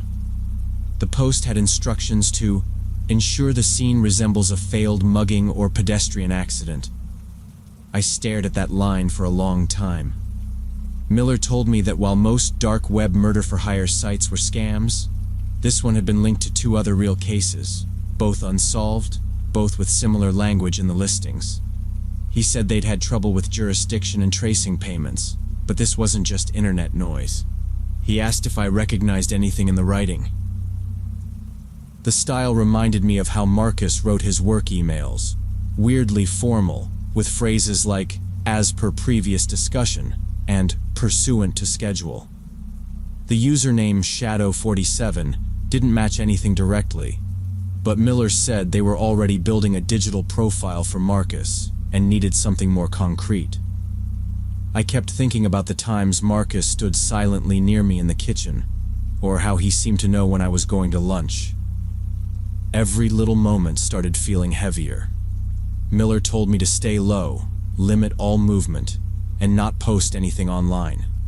They were working on a warrant. The next day, Miller had an idea. He asked if I'd be willing to call Marcus while they recorded. The goal was to get him talking, maybe say something incriminating. I agreed, even though my hands were shaking when I dialed. It rang twice before Marcus picked up. "Hey," I said. "It's me. Hope this isn't weird. I've been having some issues with a script from the internship project. Thought you might know what's up." His voice shifted immediately. Friendly, cheerful. "Oh, hey. Wow, it's good to hear from you. Yeah, sure, what's going on with it?" I kept it casual, asked about the config files and some dependency stuff. He gave a detailed answer, asked what kind of laptop I was using now. Then, unprompted, he said, "You still doing the 9 a.m. coffee thing before class?" My stomach dropped. I'd never told him that. I tried to keep my voice even. "Yeah, sometimes. I've been feeling kind of unsafe lately. Weird stuff happening around my building." There was a pause. "You should really be more careful about who you trust," he said. "People put a lot online without realizing how visible they are." I said, "Yeah, the FBI actually called me. Something about someone trying to hurt me." Another pause. "They called you?" His tone shifted. Tight. "That's insane. Who'd even do that? I mean, you've always been a little dramatic, but FBI? Really?" I asked. "You sure you don't know anything about that?" He raised his voice. "Of course not. That's ridiculous. Are you accusing me of something?" Before I could answer, he hung up. Miller said it was enough to get a judge to sign off on searching Marcus's personal laptop and drives. The next 72 hours were a blur. I stayed in my dorm, barely sleeping. They found a backup drive in his apartment. It had folders of screenshots from my Instagram, posts I'd since deleted, and several documents that tracked my schedule down to the hour. Some were labeled with dates, some had maps. But the biggest find was a record of cryptocurrency wallet keys and a payment log that matched the hit contract. The amount, $7,500, was traced through a series of transfers, and it landed in an escrow system used by the site Miller showed me. They also found several fake social media accounts created from his IP range, all following my pages, sometimes messaging my friends. He'd even joined a subreddit for students at my university, using it to comment on events and locations. But even with all that, prosecution got complicated. The dark web platform was overseas, the contract went through anonymous wallets, and legally proving intent without a direct confession was difficult. The defense argued the material could have been faked, that there was no direct communication between Marcus and anyone on the site. Without a clear chain of contact between him and a killer, the charges didn't hold. Marcus took a plea on a lesser charge related to digital stalking and harassment. He moved to another state during pre-trial. The FBI said they'd keep tabs on him, but there was no legal way to block him from starting over elsewhere. His record was sealed after the plea. They couldn't link him definitively to the dark web account. I stopped using my real name online, deleted old posts, changed my number, even left school a semester early. I moved to a different city and got a new ID. I didn't tell many people where I went. I still don't. I look over my shoulder when I go out, check for cameras near my apartment, avoid routines. Miller said there are dozens, maybe hundreds, of sites like the one that listed me. He said some are jokes, scams for desperate people. But others, like this one, are real enough. He said the FBI has a backlog of cases involving anonymous threats and contracts where nothing can be proven. A lot of them never get resolved. I still think about how easy it was, how someone with a grudge could take a few photos, write a few lines, and push a button. That's all it took. The scariest part wasn't that Marcus tried to have me killed. It's that he didn't need to be special or smart to do it. He just needed internet access.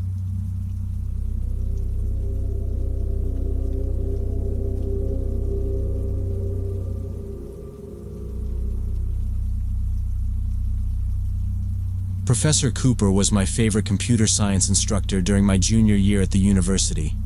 He made things like sorting algorithms and decision trees actually interesting, even for people like me who weren't naturally good at that stuff. He had a way of breaking down concepts that made you feel smart for getting them. I remember sitting in the third row every Monday and Wednesday, trying to keep up with his whiteboard examples and the rapid-fire questions he threw at the class. He remembered everyone's name by the second week and asked about our internships, side projects, even the clubs we joined.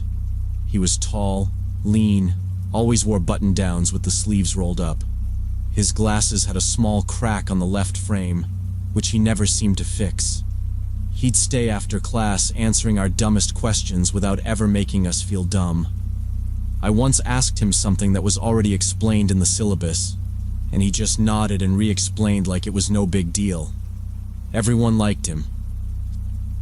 Some of the guys called him Coop, but he never corrected them. I had trouble with my capstone proposal that semester.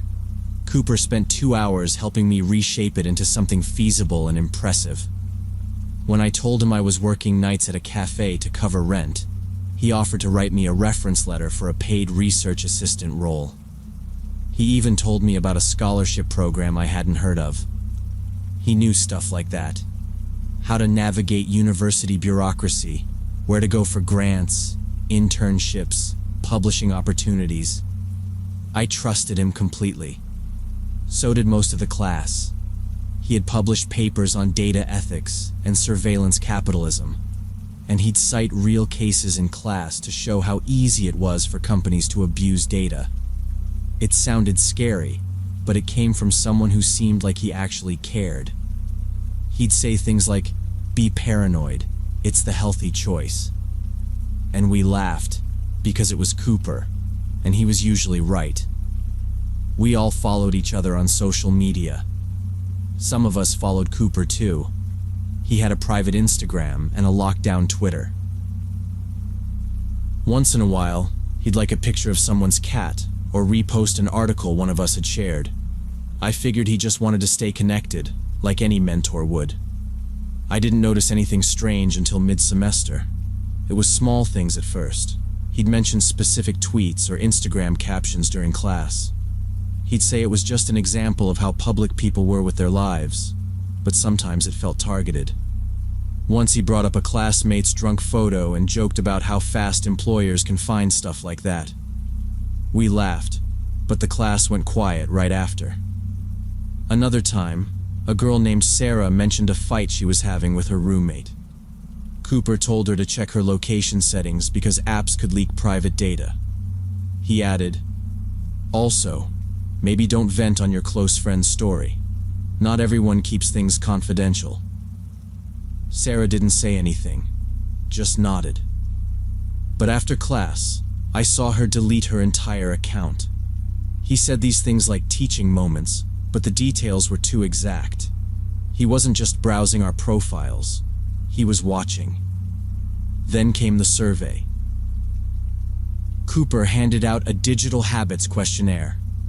20 questions, all about our browsing history, password choices, family devices, who had access to our accounts.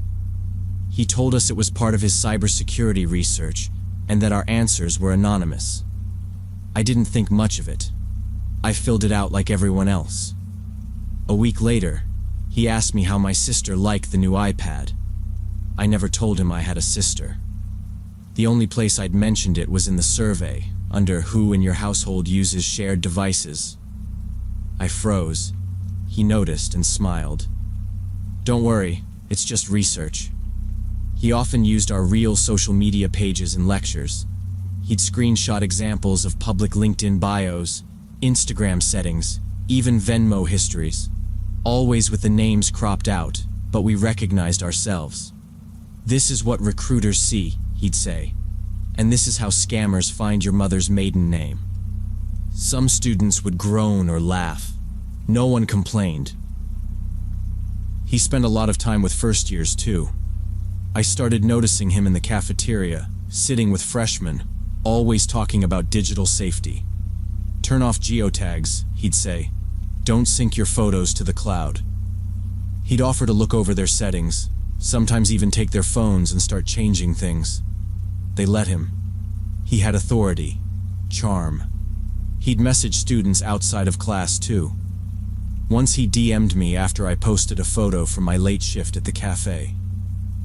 You really should blur your name tag. Just looking out. That part sounded okay, but when I checked, the name tag wasn't visible unless you zoomed in hard. He had done that. He was zooming in. One student, Jonah, told me Cooper messaged him late at night about his Twitch streams. Said he was watching to make sure Jonah wasn't revealing too much personal info. Kinda weird, Jonah said. But he was just looking out, I guess. I didn't reply. Cooper also asked us to send him examples of phishing emails and suspicious DMs. He said he was building a teaching tool to help identify scams. I forwarded a few. Others did too. Now I wonder if we just gave him access to our inboxes. When another student, Elena, mentioned her brother's run-in with the law, Cooper suggested she make her Facebook private. A few days later, he casually referenced her brother's arrest record during office hours. She brushed it off, but I saw her leave his office looking shaken. The oddest thing was how often he talked about being careful with metadata. He'd say things like, "Even your silence is data," or "Every click leaves a trail." At the time, it sounded deep. Now it sounds like a warning. The semester went on. Cooper kept collecting. Students kept sharing. He made himself essential. We never questioned it. We were studying security. Everything he did seemed like a lesson. But behind every lesson, he was building a file. A detailed profile. On all of us. Things started to get weird around campus not long after midterms. It was subtle at first. A few freshmen who had taken Cooper's intro courses stopped showing up to class. One of them, Kelly, had been really active in the computer science forums and showed up to every tutoring session. She was just gone. Someone said she transferred, but no one knew where. Another guy, Kevin, left after spring break, and all his social accounts went dark the same day. Everyone just assumed personal stuff came up. That's what the professors said. Family emergency was the phrase used most often. Then, one night after my shift, I overheard two students whispering in the library about someone getting threatening DMs. Stuff like, "I know what you did," and "Send more or I'll release everything." It sounded like a scam at first, but they mentioned that the messages included private details, stuff nobody else should have known. Things people only talked about in DMs or posts that had already been deleted. At first, I thought maybe they got hacked. It escalated quickly.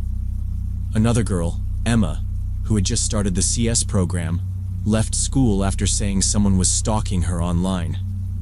She'd gotten texts with photos of her walking to her dorm. Photos she didn't take. She went home the next day. Campus police said it was being investigated, but no one ever told us what happened. I couldn't stop thinking about what Cooper used to say in class. Everything leaves a trail. Metadata never lies. It was all sounding different now. I started to put things together. The students who left or got messages, most had taken Cooper's intro class. Most were younger, new to campus, the type who'd turn to a friendly professor for guidance. I brought it up during one of Cooper's office hours. I mentioned the rumors, students dropping out, weird messages. He didn't seem surprised. He said, "This is exactly why I push cybersecurity so hard. There are predators out there. You can't be too careful." He said it calmly, but something about his tone stuck with me. Not defensive, not shocked, just aware. Like he'd already thought it through. I asked him if the university was looking into it. He said, "They should be, but these things take time." The next week, I stopped by the CS lounge and saw him sitting with a first-year student named Riley. Cooper was holding Riley's phone, pointing at the settings. Riley looked confused, but nodded along. I walked away before they noticed me. That night, I deleted all my old posts, locked my accounts, and changed every password. Then it happened.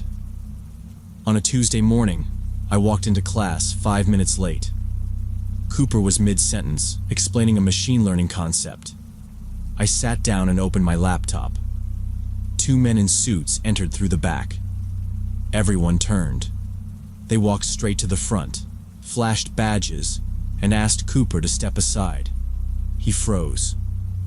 One of the agents said, "Professor Richard Cooper, you're under arrest for charges related to sexual exploitation and extortion." The room went completely silent. Someone dropped a water bottle.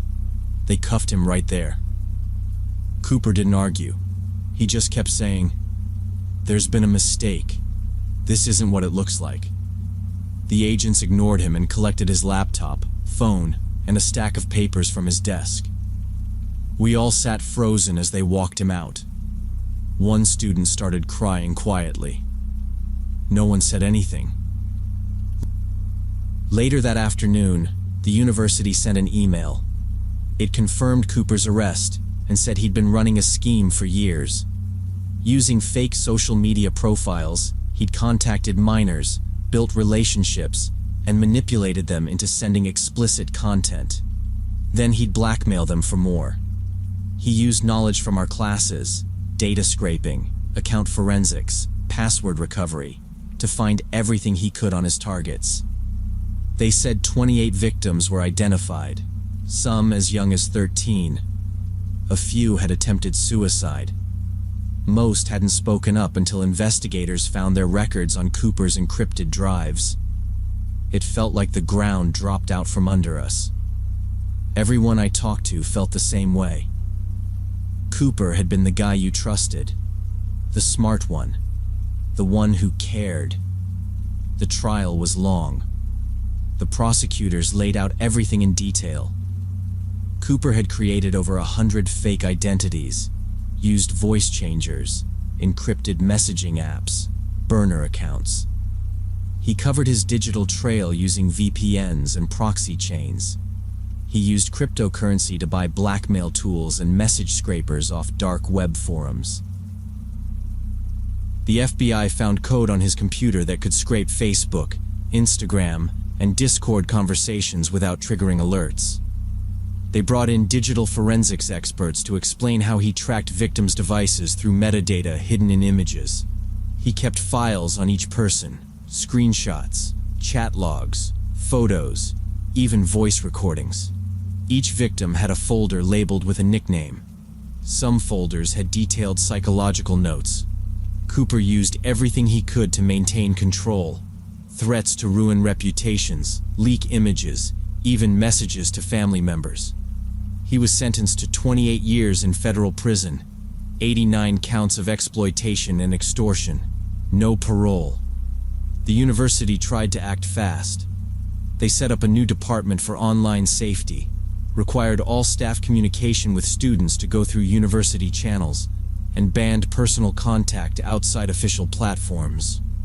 Faculty had to attend training on boundaries and digital ethics. But none of it changed what happened. Some of the victims testified anonymously. Some didn't speak at all. A few attended the hearings in person. I remember one of them leaving the courtroom, walking fast, hood up, never looking back. I finished my degree the next year, got a job in network security, but I stopped volunteering as a peer mentor. I didn't go to office hours anymore. When new professors emailed, I replied with one-word answers. Everyone said Cooper was one of the best. That's what made it easy for him.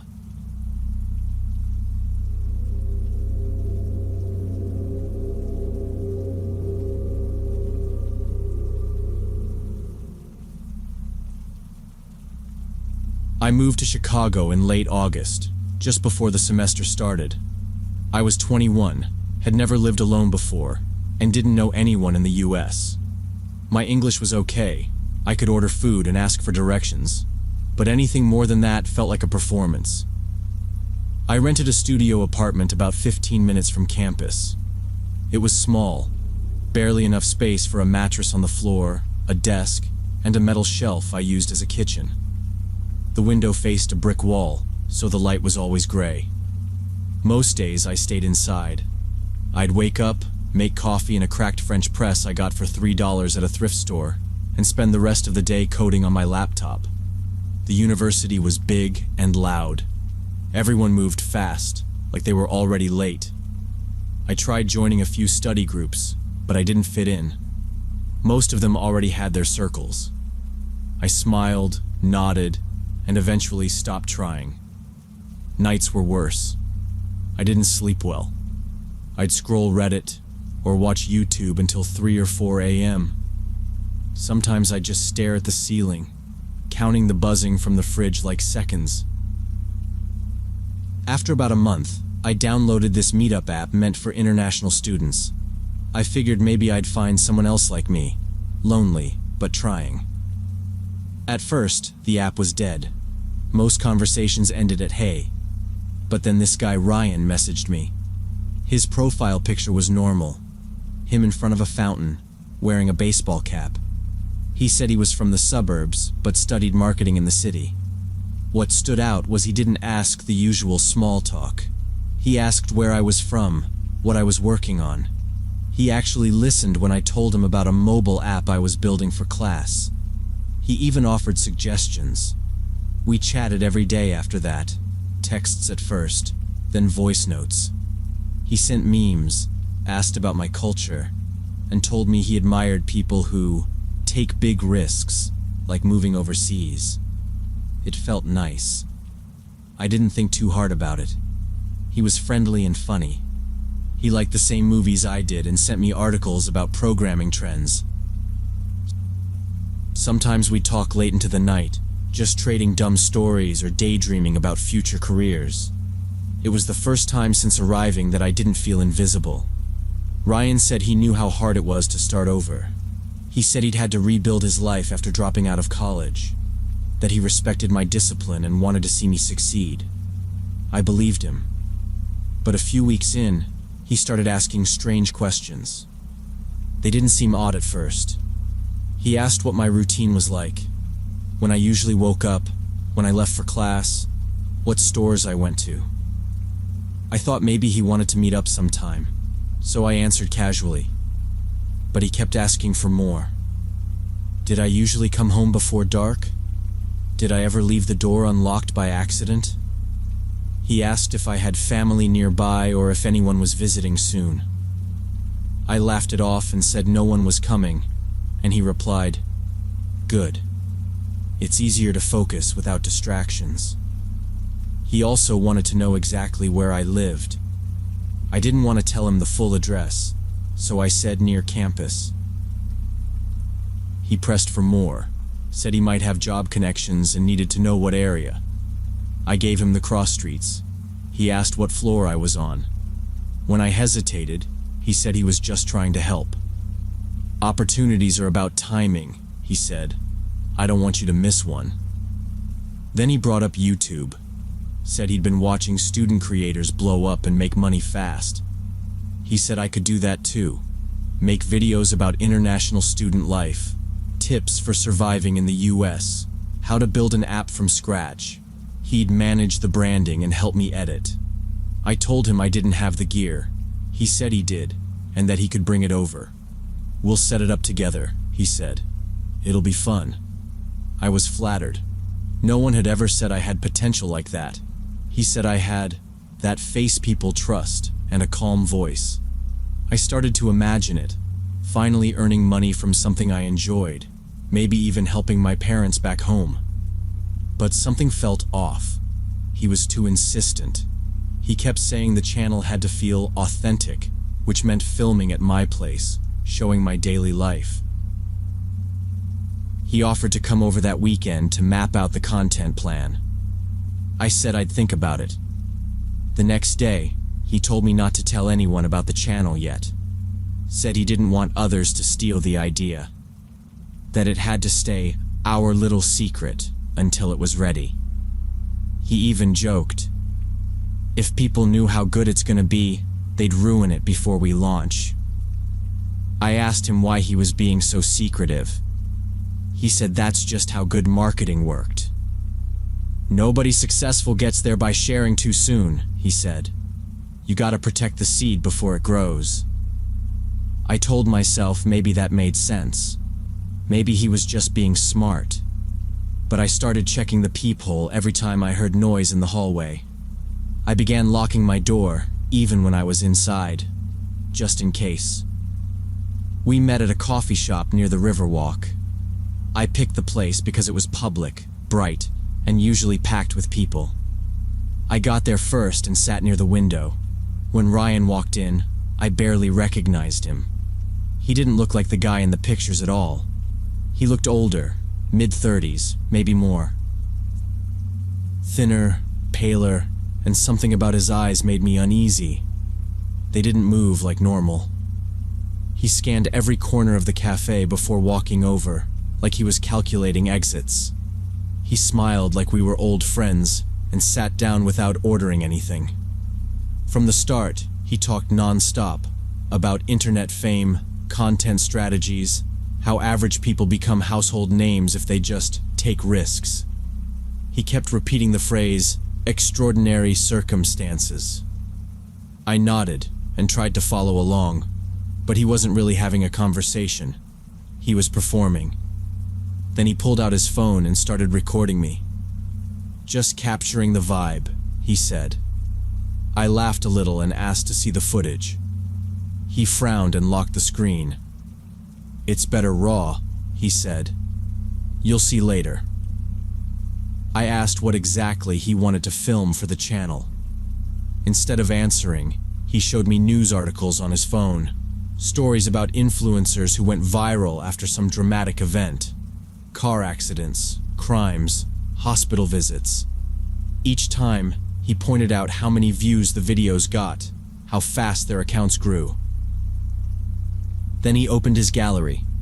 There were screenshots of my Instagram posts, Facebook pictures, even an old photo I'd only uploaded to a private story once. How did you get these? I asked. He grinned. Research. It's all part of the creative process. I told him that was crossing the line.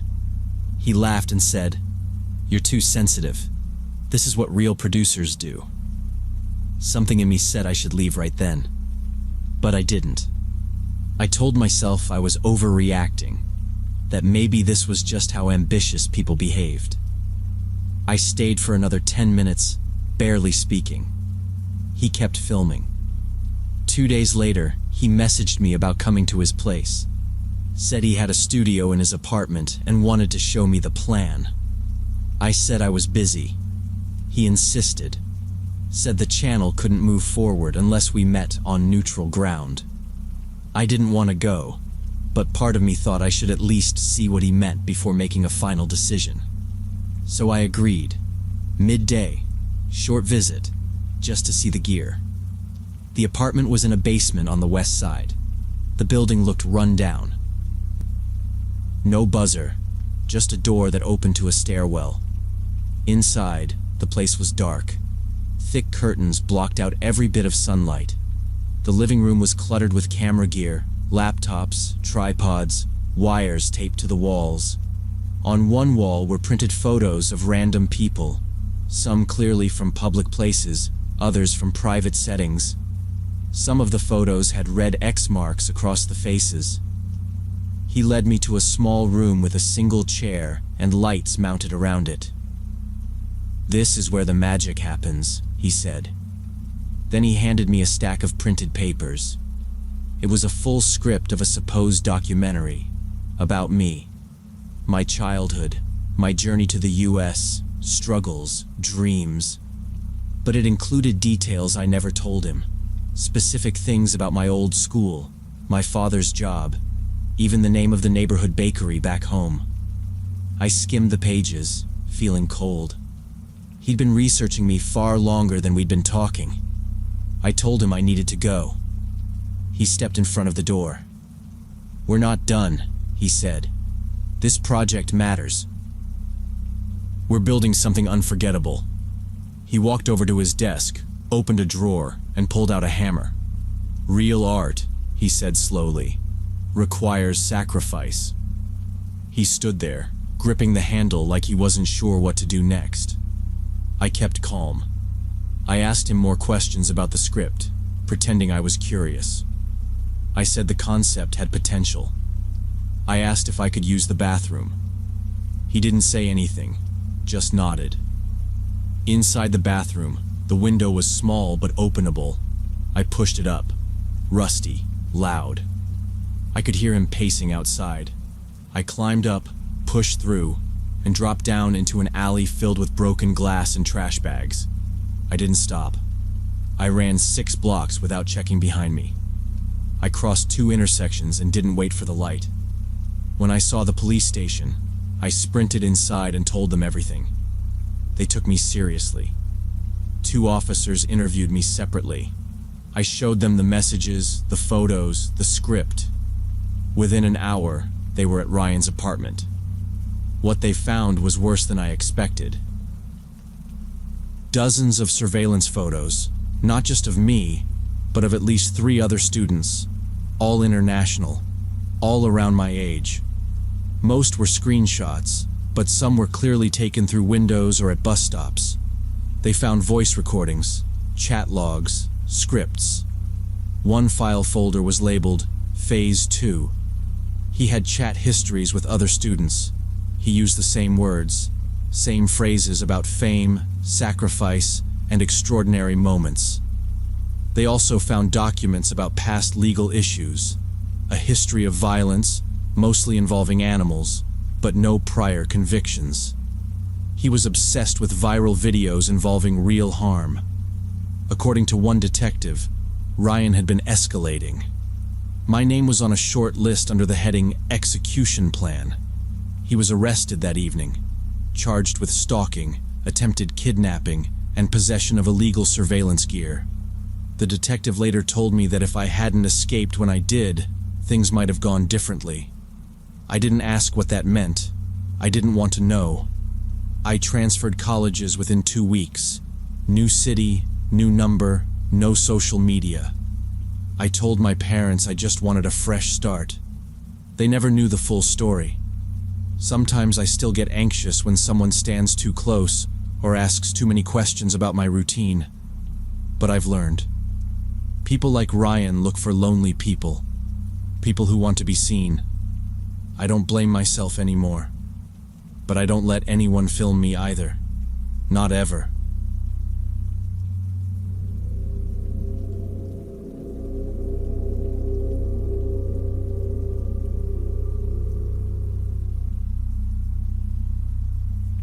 When I started college, I was just trying to fit in. I didn't have much money, like I was skipping meals and microwaving rice in my dorm. but I still wanted to hang with the group in my building. Everyone smoked, and at first I just mooched here and there. Eventually, I started buying small bags from some guy 2 floors down, but he always overcharged, and the quality wasn't even that good. One night, a guy from my econ class showed me how to use darknet markets. It sounded sketchy at first, but he walked me through it. He had ordered from this guy called Green Phoenix 5 times with no issues. The website had ratings like eBay. Green Phoenix had 5 stars, hundreds of reviews, and promised stealth delivery. The first order I placed was small, just a gram, to test it. It arrived 4 days later inside a fake computer mouse. Totally sealed, no smell, super clean. I was shocked. After that, I started ordering regularly. Always discreet packaging, sometimes hidden inside power banks or wedged in hollowed-out textbooks. Never any hiccups, no missed packages, no delays. Green Phoenix responded quickly to messages and answered my questions like a pro. Within a month, I stopped buying from the dorm guy entirely. I didn't tell him why. I just ghosted. I started ordering a little extra each time and splitting it up with friends. At first, it was just to cover my own cost. Then I realized I could make enough to buy groceries, pay my phone bill, even take girls out now and then. I wasn't making bank, but I wasn't broke anymore. Green Phoenix noticed too. After maybe my 6th or 7th order, he offered me discounts for bulk purchases. Like $30 off an eighth, $100 off an ounce. I said yes every time. I was still careful. I used different drop addresses, mailboxes around the city, friends' houses when they were cool with it. I even got a P.O. box under a fake name once. 6 months in, I had made 15 successful purchases. No issues. All smooth. Green Phoenix and I had this rhythm. Order. Confirm payment. He ships within a day. One time, I asked him about trying something new, and he sent me a sample for free. That's when I stopped seeing him as just a vendor. He felt like a partner, almost. Not a friend exactly, but someone I could count on. We never talked about anything personal. It was always strictly business. But there was trust. At least I thought so. Then he messaged me something that threw me off. He said he was relocating, didn't say why, and needed to move a large amount fast. He offered me a full pound for $800. Normally that would go for over $2,000 easy, sometimes more depending on quality. He even sent pictures. Looked like dense, clean buds. I stared at that message for hours. It didn't feel right. I always bought in small amounts, never more than 2 ounces. A pound was a whole different level, riskier, harder to move.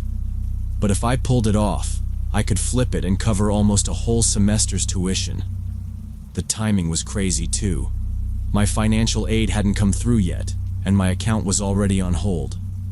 I messaged him back, asked if he could break it up into smaller packages. He said no. Said he couldn't risk mailing that much. Too bulky. Too much exposure. He wanted to do it in person. That stopped me cold. We had never even mentioned the idea of meeting face to face. I asked where. He said behind a closed-down shopping plaza about 10 miles from campus. Midnight. Said he'd be in a silver Toyota with tinted windows. Alone. The whole thing sounded like a setup. I almost said no, but I couldn't stop thinking about the profit. I did the math.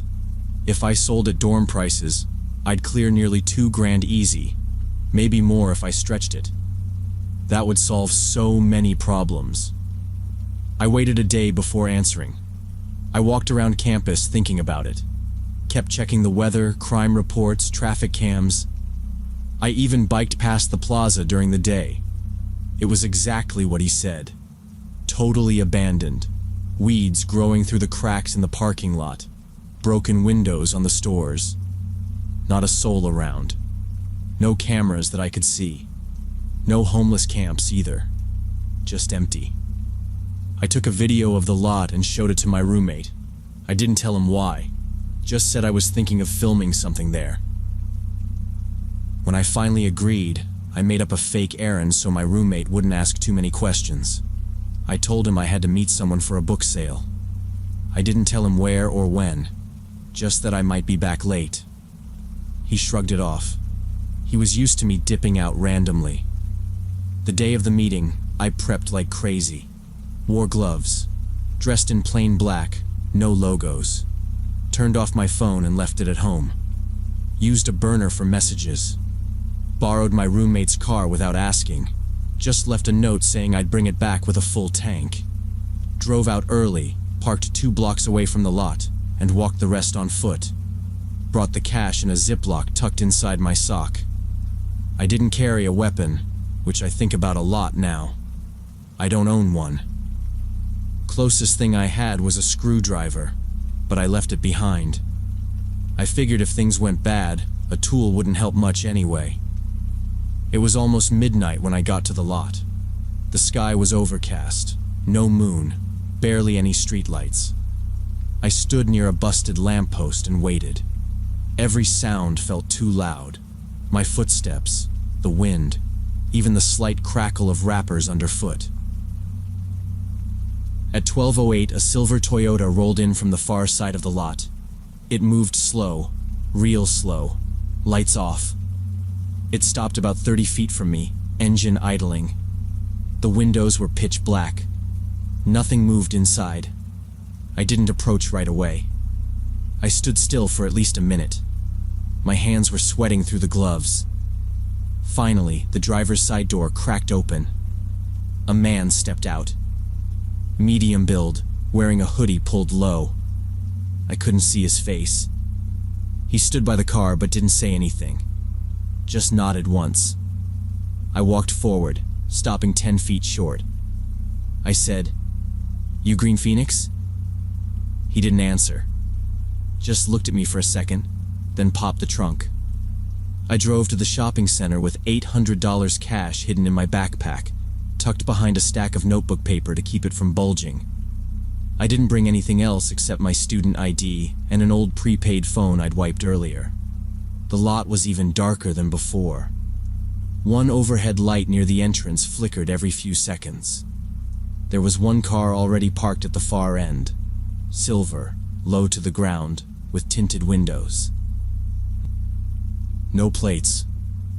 I stayed in my car for a minute, just watching, then got out and walked slowly across the cracked pavement. A guy stepped out, hoodie up, head down. He looked younger than I expected. Could have been 20, maybe even my age. Slim build, pale face, twitchy movements. Right away, I knew something was off. This wasn't the guy from the old photos Green Phoenix had posted online. Those showed an older man with a beard.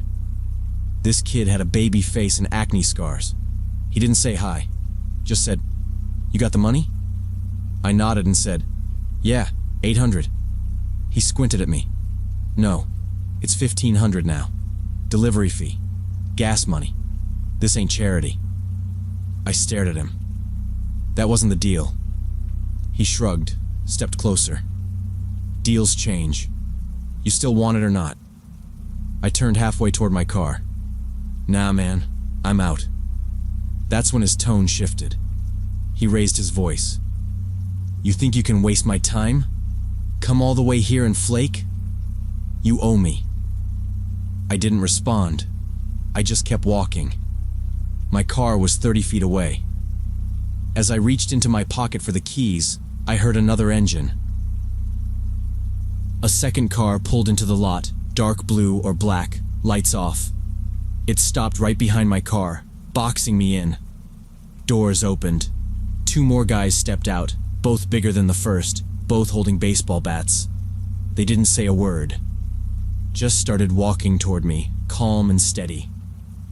The guy in the hoodie circled to my side, still talking. "You thought this was a game? You thought we were friends?" He was close enough that I could smell sweat and something sour, maybe booze. I took one step back, then another. But it was too late. I tried to run but didn't get far. One of the guys grabbed my hoodie from behind and yanked me down. I hit the pavement hard, face scraping on the asphalt. Before I could push myself up, the first bat landed on my leg. I screamed. Another hit followed, then another. They knocked the backpack off my shoulders and tore it open. Bills flew out and scattered in the wind. Someone kicked me in the side, hard, and I heard something pop. I couldn't breathe for a second. While I lay there gasping, one of them stomped on my phone, then picked up my wallet. They flipped through it quickly, grabbing the cards. "Pins," one of them said, pressing the bat against my chest. "Now," I told them. I didn't even hesitate. I gave them every code I could remember. My checking account, my credit card, even my school refund account. They forced me to unlock my phone and log into my banking apps. I could see them transferring money, screenshotting info. Another kick. Then they started pulling my shoes off. "Got anything else?" one said. I shook my head. One of them leaned in and said, "You scream or tell anyone, we'll come back." Then they threw a plastic shopping bag at my face. It hit me, open slightly. I could see something green inside. "Here's your product," the hoodie guy said, and all three laughed. They got into the cars and peeled out, tires squealing. I rolled over onto my side, coughing, ribs on fire. My fingers were shaking too badly to dial at first, but I finally got through to 911. I didn't say much, just, "I was attacked, parking lot. I think I'm dying." When the paramedics came, I was barely conscious. They kept asking what happened, if I knew the attackers, if it was gang-related. I didn't say much. I didn't lie, but I didn't tell the full truth either. In the ambulance, one of them opened the plastic bag. "You bought this?" he asked. Inside was shredded lettuce, crushed oregano, and maybe a little parsley. Not even good fake weed. Just kitchen scraps. The hospital kept me for 4 days. 2 broken ribs, a concussion, and a dislocated shoulder. They said I was lucky nothing internal got ruptured. I didn't feel lucky. My bank account had been cleaned out. Every card maxed. Every savings account drained. I had nothing left. I couldn't pay tuition, and my dorm access got suspended within a week of getting out. No warning. Just a locked door and a note from the housing office. The police talked to me once. I told them most of what happened, minus the drug details. Didn't matter. They said without plates, no cameras, no real description, there wasn't much they could do. I asked about tracking the phone, but by then the number had been disconnected and the device wiped. I filed a report, but I never heard back. I dropped out of school a few weeks later. Tried to move back home, but my parents didn't really understand what had happened. I told them I was mugged. They thought I was just being reckless. I got a job at a warehouse packing boxes and tried not to think about it. A few months later, I checked the darknet site again out of morbid curiosity. The Green Phoenix account was gone. Not banned, just vanished. No warning, no explanation. I searched Reddit and found a thread about similar scams. Dozens of posts. Kids from schools all over the country. Same pattern. Reliable vendor, small trust-building orders, then a bulk offer with a personal meetup. Everyone ended the same. Robbery, assault, total financial wipeout. One post described my story almost exactly. Same abandoned mall. Same bait price. Same delivery fee change. Different usernames, different cities. But it was the same playbook. That's when it clicked. They weren't just dealers. They were professionals running a full-scale scam operation. They knew how to build a profile, how to act trustworthy, how to pick the right victim. College kids too scared or embarrassed to call the cops. people like me. Now, every time I hear someone talk about making easy money, I think about that parking lot, about the sound of bats hitting pavement, about how fast trust turns into violence. I learned too late. If someone changes the terms of a deal at the last minute, walk away. Always walk away.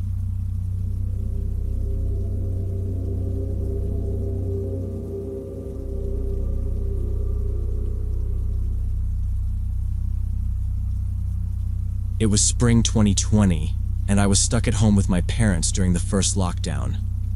I was 17 and already having a hard time with anxiety and depression before COVID started. The isolation made everything worse.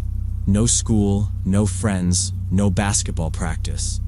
Just long Zoom classes and being in the same small house with my parents every day. They both worked from home and argued a lot about bills, groceries, job security. It got loud sometimes. I tried staying out of their way by staying in my room. I'd keep my webcam off during class, sit in bed, scroll through my phone for hours pretending to take notes. Mostly I just felt like I was wasting time and wasting space. I stopped answering messages from school friends.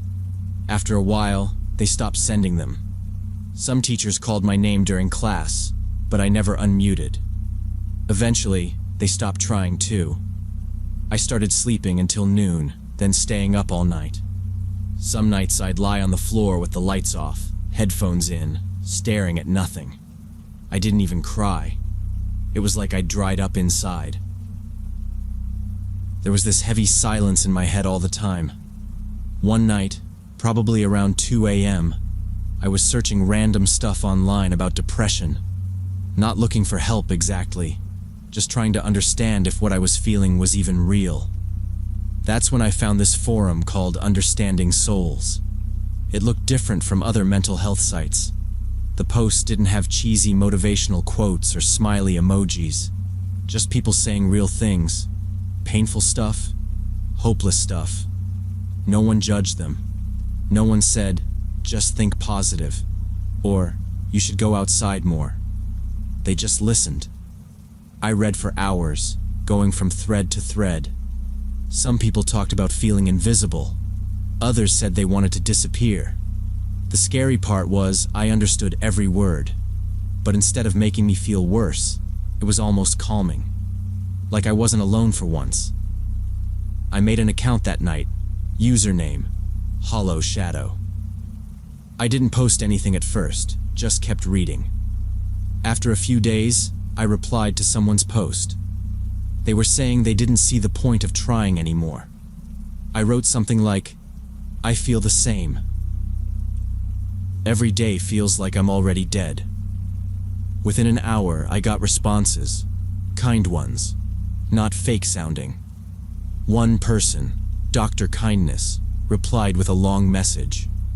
They said they'd been where I was and that there was nothing wrong with feeling like this. Another user, Peaceful Guide, wrote back too. They said my pain made sense, that I wasn't broken, just overwhelmed. I remember staring at the screen for a long time. No one had ever said it was okay to feel that way. I started going back every night.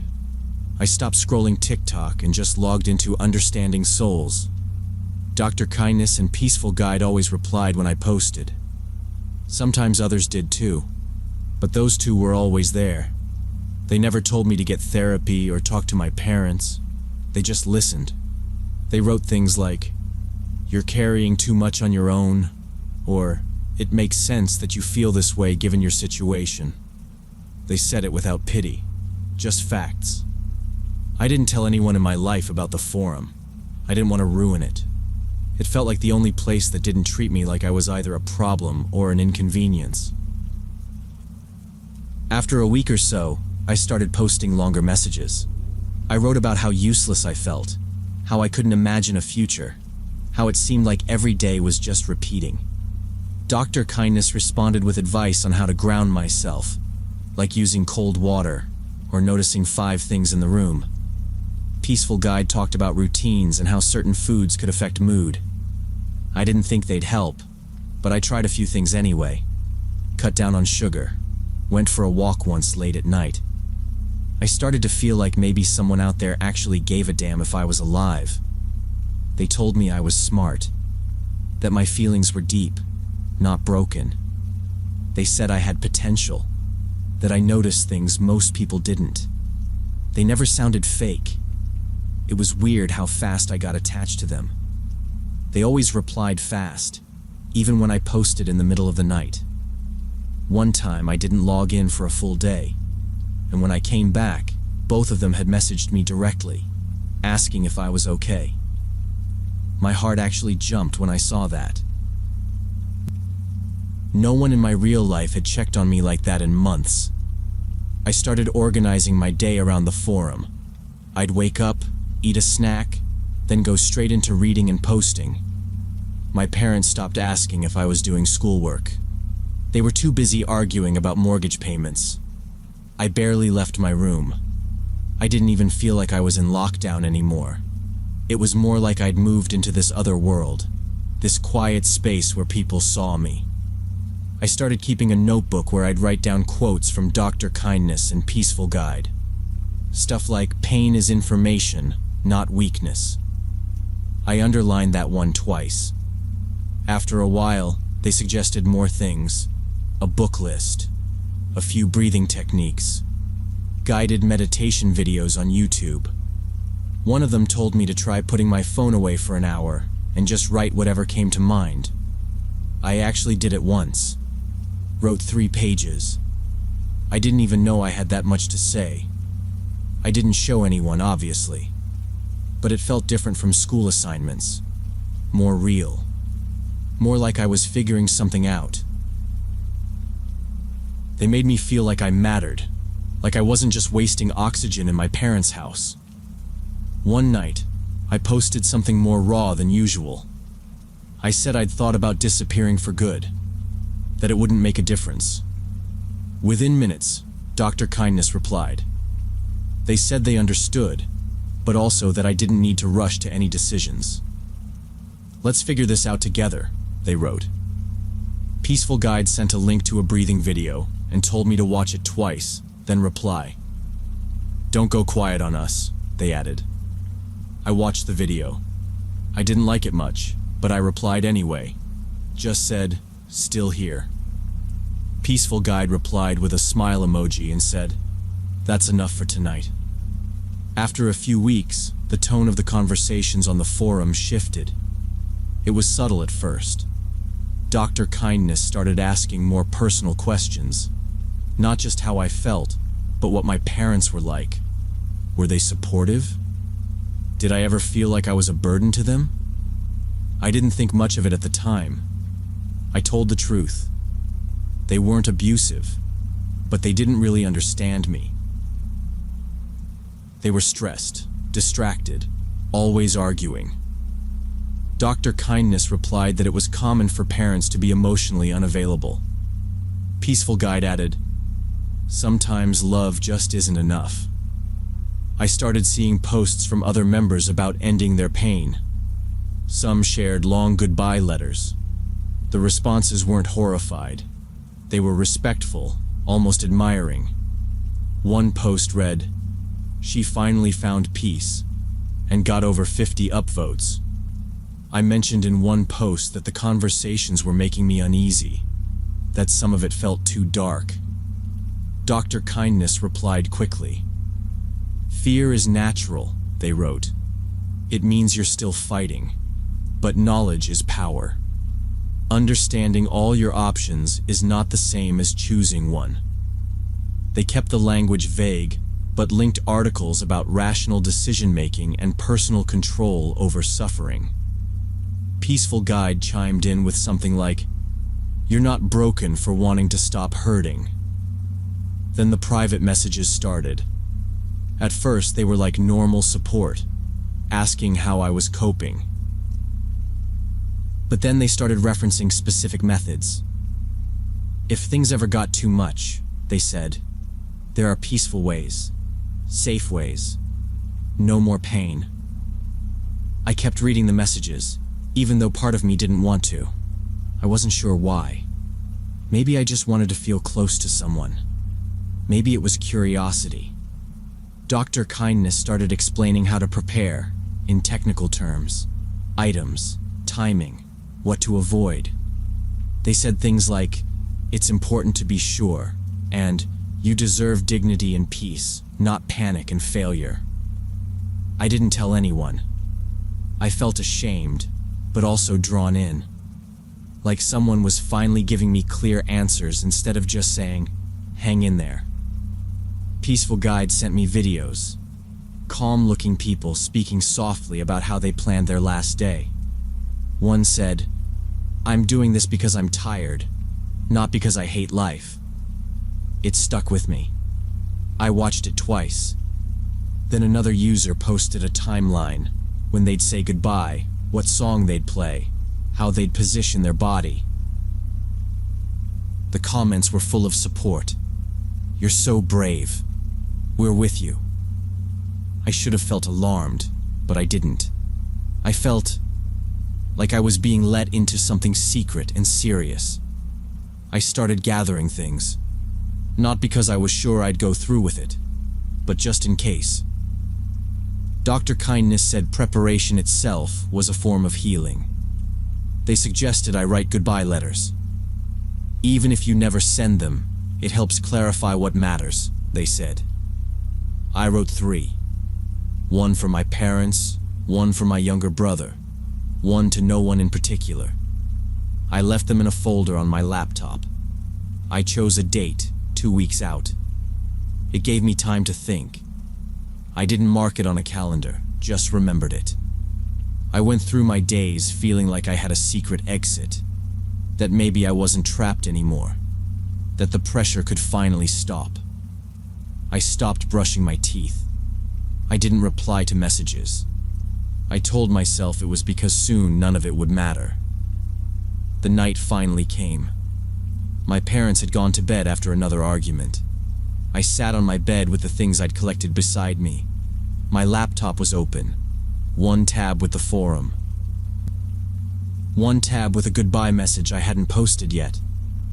My room was quiet, just the low hum of the fridge through the wall.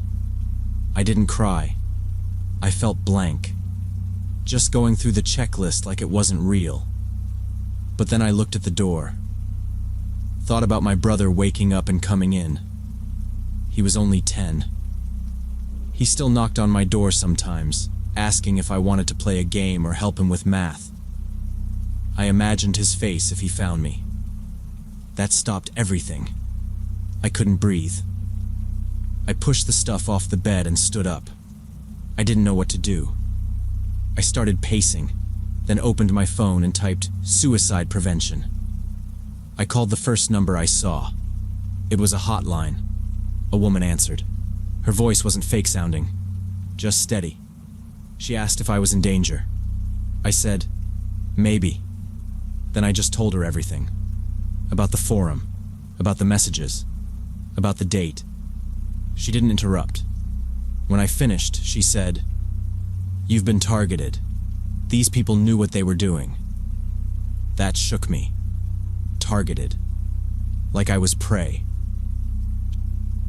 She stayed on the phone while I deleted the forum account.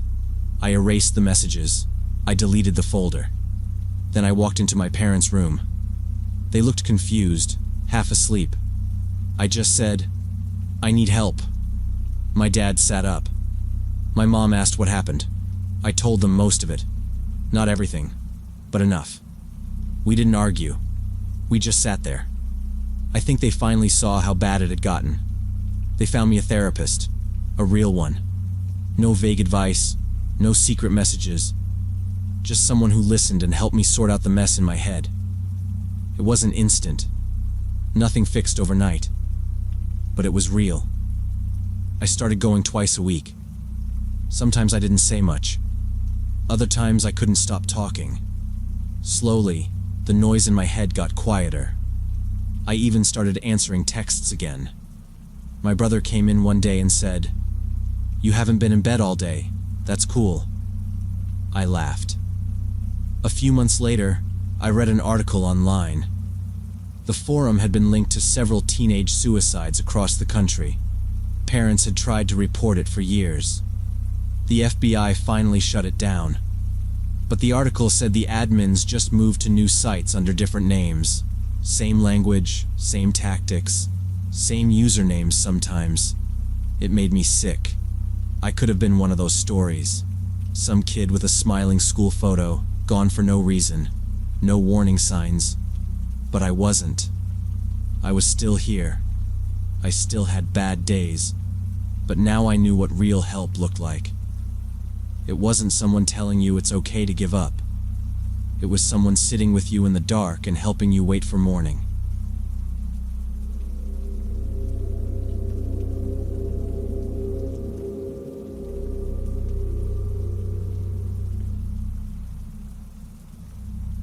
It started as a class assignment. I was finishing my last year at journalism school and needed a hard-hitting story for my investigative reporting seminar. Most of my classmates were writing about labor unions, local housing issues, or climate stuff. My professor, though, said if I wanted to stand out, I should look into financial fraud. He tossed out a few names, but one stuck: Richard Blake. I'd never heard of him before, but apparently he was a financial advisor in Chicago who disappeared in 2020 after stealing close to $12 million from his clients. The victims got some media attention, mostly retirees, small business owners, people who trusted him. But no one ever found him. It was like he vanished. That intrigued me. I started where you'd expect: court records, archived articles, SEC filings. I spent nights scrolling through old news reports, downloading legal documents from Pacer, and highlighting anything that felt off. The thing that stood out right away was how prepared Blake had been. Months before the investigation even began, he started offloading assets, closing accounts, liquidating properties. It wasn't impulsive. He'd sold one of his lakefront houses just 2 weeks before the FBI got involved, transferred the money through shell companies, and moved everything into crypto. I mapped it out on my wall with sticky notes and red string, like some cliché crime show. But it helped. I tracked down his ex-wife through a lead I found buried in a divorce settlement summary. She didn't say much, but she was bitter. Not just about the money, but the way he manipulated people. What stood out most from our short call was when she mentioned that, starting in late 2019, he began taking Spanish lessons. She found travel guides to South America in his suitcase, and browser history showing searches like countries with no extradition treaty US and citizenship through investment Paraguay. That's when I realized he hadn't just fled. He planned his exit years in advance. I spent the next few weeks digging deeper. I ran every email address, alias, and business name I could find through public databases and old leaks. I found a string of wire transfers going to accounts in Mexico and Belize. Small amounts, $5,000 here, $8,000 there, but consistent. Enough to keep someone living modestly, or to build a new life somewhere no one would look. I scrolled through forums for expats, read posts about Americans living off-grid in Central America, and kept coming across names that sounded vaguely familiar. Then I hit on something.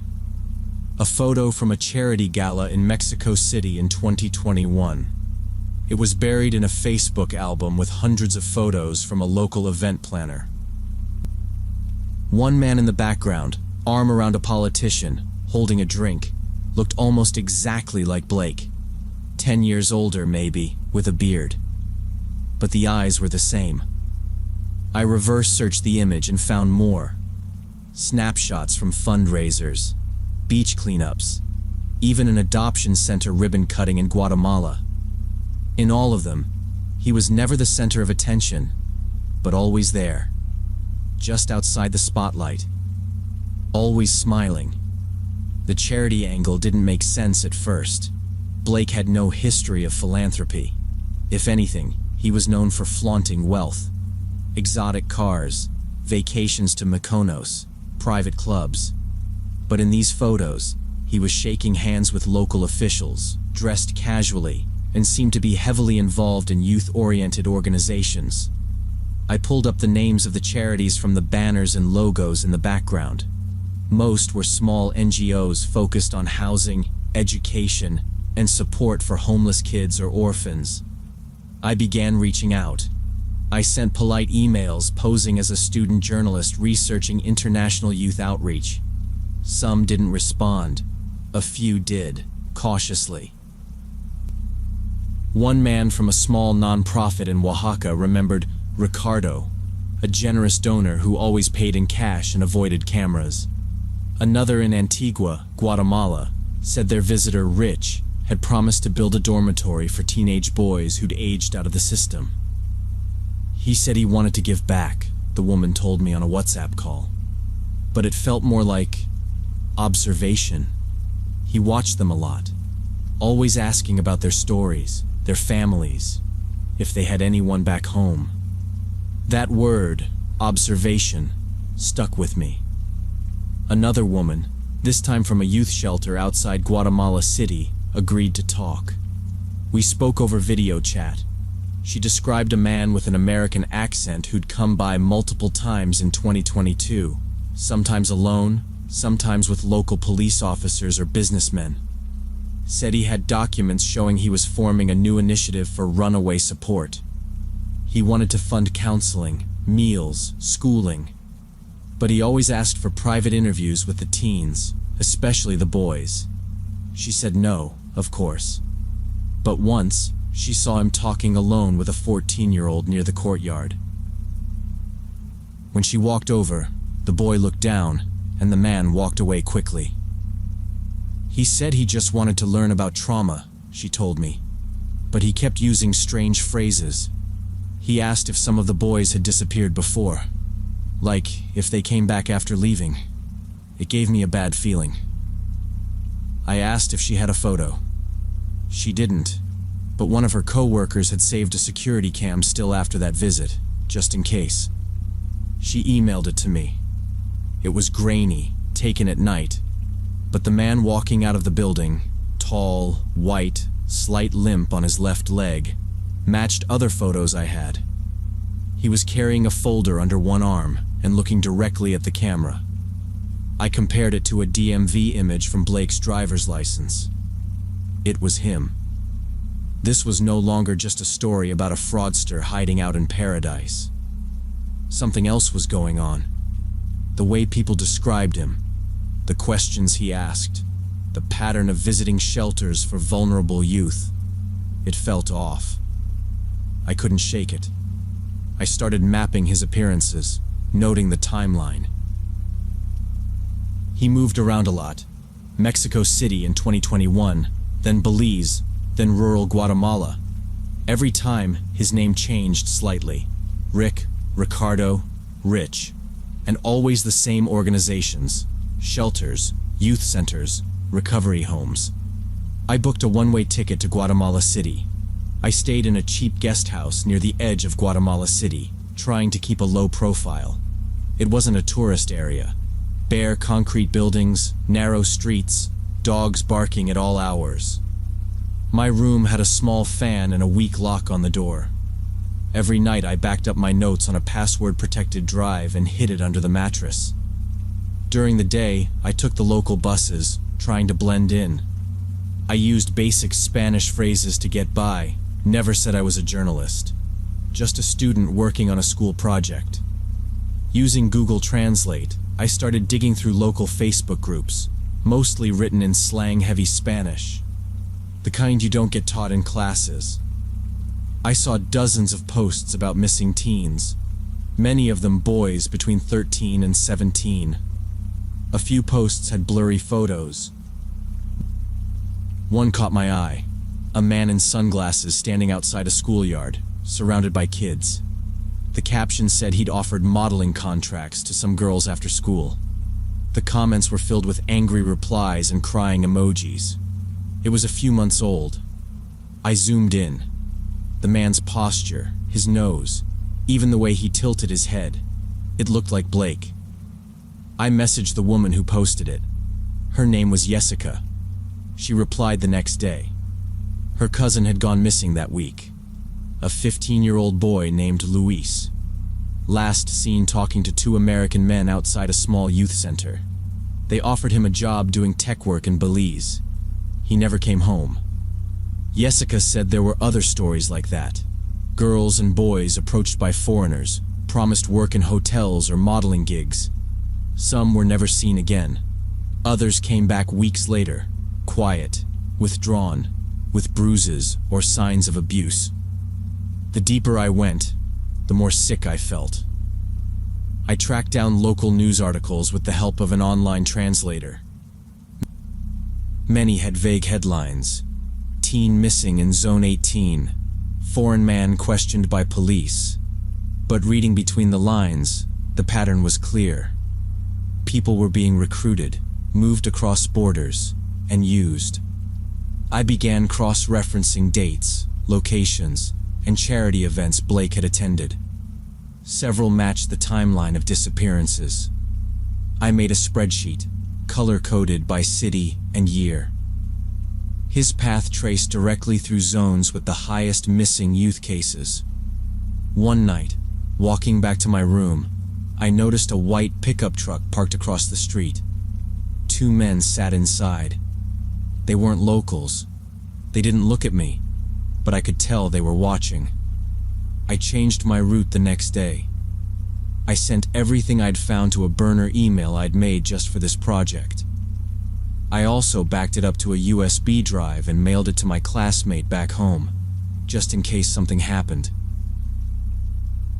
That's when I knew I was in over my head.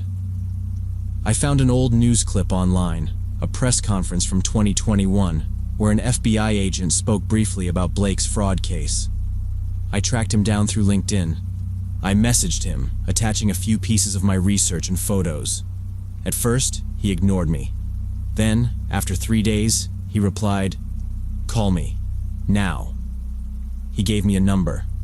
I used a phone at an internet cafe. He was sharp, direct. At first, skeptical.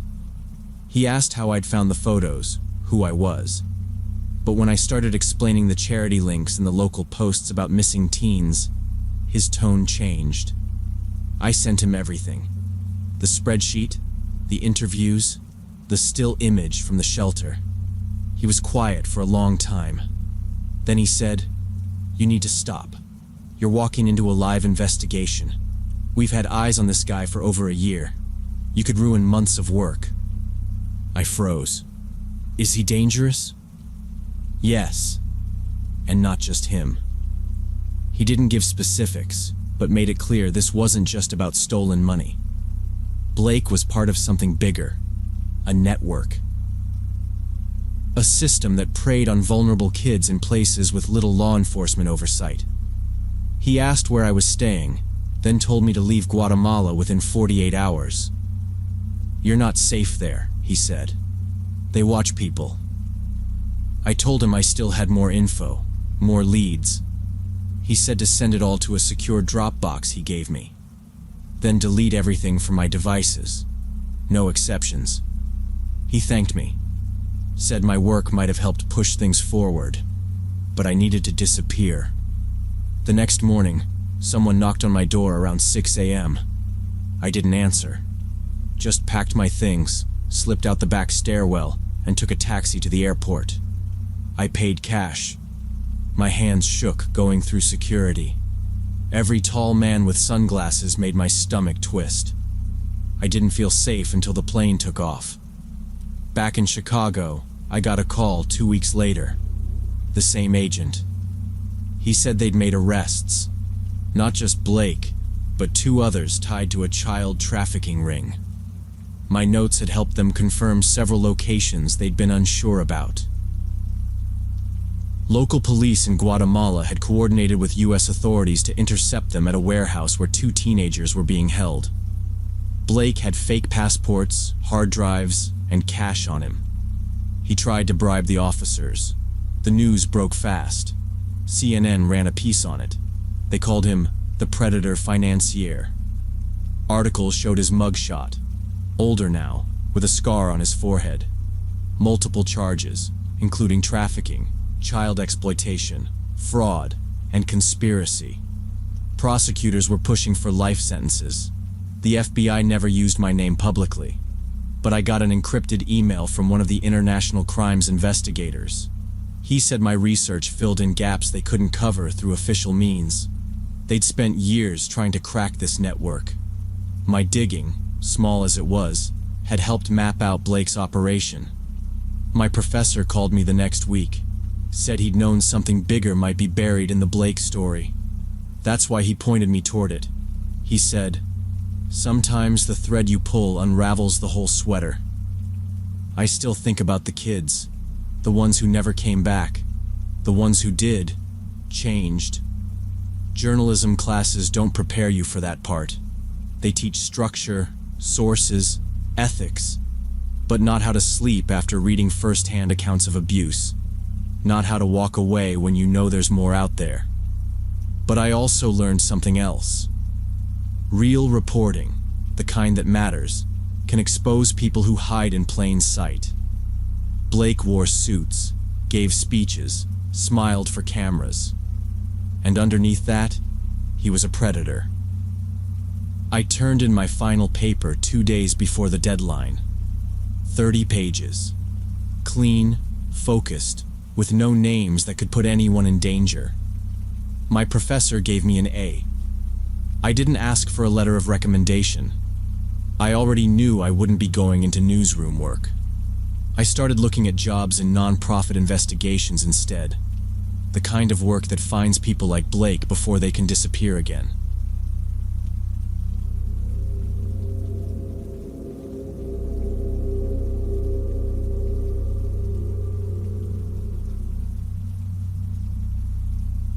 So when I was 23, I was in my 3rd year of dental school at a state university. Most days started at 7 a.m., and by noon my brain felt like mush. Our professors kept drilling into us how essential it was to get real human teeth for our final practicum. They said plastic models wouldn't cut it, that we needed to understand the different densities, the root shapes, and how tools behaved on actual enamel. The problem was, the school didn't give us enough, maybe half of what was needed, and even those were shared across students. If you wanted to do well, you had to bring your own. The legit medical supply stores sold them, but the prices were stupid, like $35 per tooth. Do the math. 28 types of teeth meant almost $1,000. I was barely keeping it together working evenings at a pizza joint, sometimes skipping meals just to cover rent and textbooks. My classmate Jake mentioned a guy he used last semester. Said the guy was solid, reliable, and cheap. He gave me a contact for someone named Med Supply Pro on an encrypted messaging app. I was hesitant, but Jake swore by him, said he already passed his practicum thanks to that set. It felt shady, but not illegal exactly. If hospitals and funeral homes were involved, it had to be semi-legit, right? I messaged him that night. Just said I was a dental student looking for a full set. 28 teeth, all types, clean, no damage. He replied in under 5 minutes. Said he could send a full set for $400 and guaranteed professional extraction. When I asked about the source, he told me mortuary staff pulled them out before cremation, with consent from the families. Apparently dental work has to come out anyway to avoid issues with the cremation process. It made sense. I didn't ask more. He sent me 3 photos. Clean white teeth lined in plastic vials with printed labels. UR1, LL6, LR3. All the dental coding was there. The containers looked like what our instructors used. I asked how to pay. He said only crypto. I had a small crypto wallet left over from a classmate who got me into it last year, so I used that. Transferred the money and gave him a P.O. box I had access to through a friend. He said it'd be there tomorrow.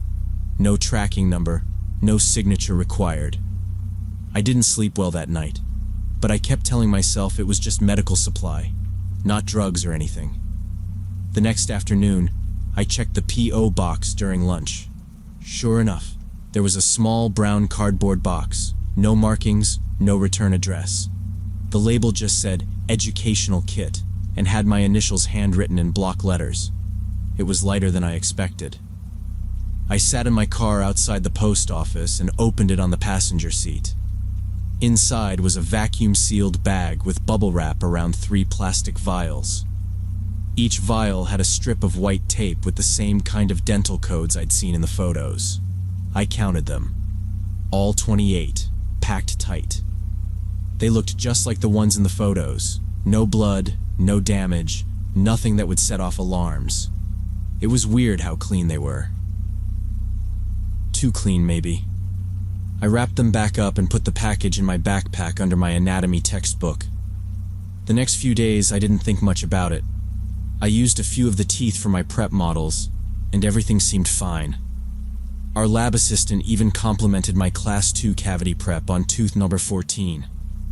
That night, Jake messaged me asking if I got my stuff. I said yeah, and thanked him again. He just sent back a thumbs up. Then about 4 days later, something weird happened. I got a message from Med Supply Pro. It wasn't a follow-up or a thank you. It was just one line. Need more soon? I stared at it for a few seconds. I hadn't mentioned needing more, and I hadn't reached out since the first deal. I replied, "Not right now, thanks." He sent a smiley face. Not the emoji, just typed it out like this. I didn't answer. The next morning I noticed my front door mail slot had something jammed in it. I live in a shared rental with 2 other guys, and we have a locked mailbox outside, so we never use the slot. I pulled it out. It was a thick white envelope, taped shut. No name on it. Inside were 2 teeth in a Ziploc bag, no labels, just loose. I held them up to the light. 1 molar, 1 canine. Both still had dried gum tissue around the roots. Not cleaned, not stored properly. I wrapped them in toilet paper and flushed them. My hands were shaking a little, but I told myself someone was messing with me. Maybe Jake was pulling a prank. I didn't say anything to my roommates. I didn't message Med Supply Pro. I figured it'd be smarter to just leave it alone. A couple more days passed, nothing else showed up. I stayed busy with clinic hours and didn't use any more of the teeth. They stayed in my drawer at school in the locker they assigned us. Then, on Sunday night, around 10 p.m., I heard a knock at the back door. It was raining. Not storming, just light drizzle. The back door opens into the shared laundry room. Nobody uses it after dark. Too many bugs, and the motion light is broken. I froze in the living room. My roommates weren't home. I waited. Nothing. Just that one knock. Not even a second try. I turned off the TV and walked back slowly, barefoot on the tile. When I looked through the small window in the door, I saw nothing.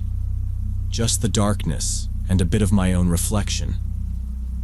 I turned on the kitchen light so it would cast more into the laundry room through the glass. Still nothing. Then I noticed something at the bottom of the door. A small package. Not an envelope this time, just a clear bag. Sitting flat against the door like it had been pushed through the small gap at the bottom. I opened the door slowly. The bag was wet from the rain, but sealed. Inside was another tooth. Just one this time. A lower incisor by the looks of it. No label, no cleaning. Still had red tissue along the root. The bag also had a scrap of paper inside. It was folded once, already damp. I brought it in under the kitchen light and opened it. Just 4 words, written in blue ink in shaky handwriting. You forgot this one. The teeth looked perfect, and exactly what I needed for my exams. I used them in every lab session, cavity preps, crown fittings, root canals. No one questioned them. They passed inspection. I remember holding one premolar with the tweezers and thinking how clean the root was, like it had never even sat in a mouth. I didn't care at the time. I just wanted to pass. My grades shot up.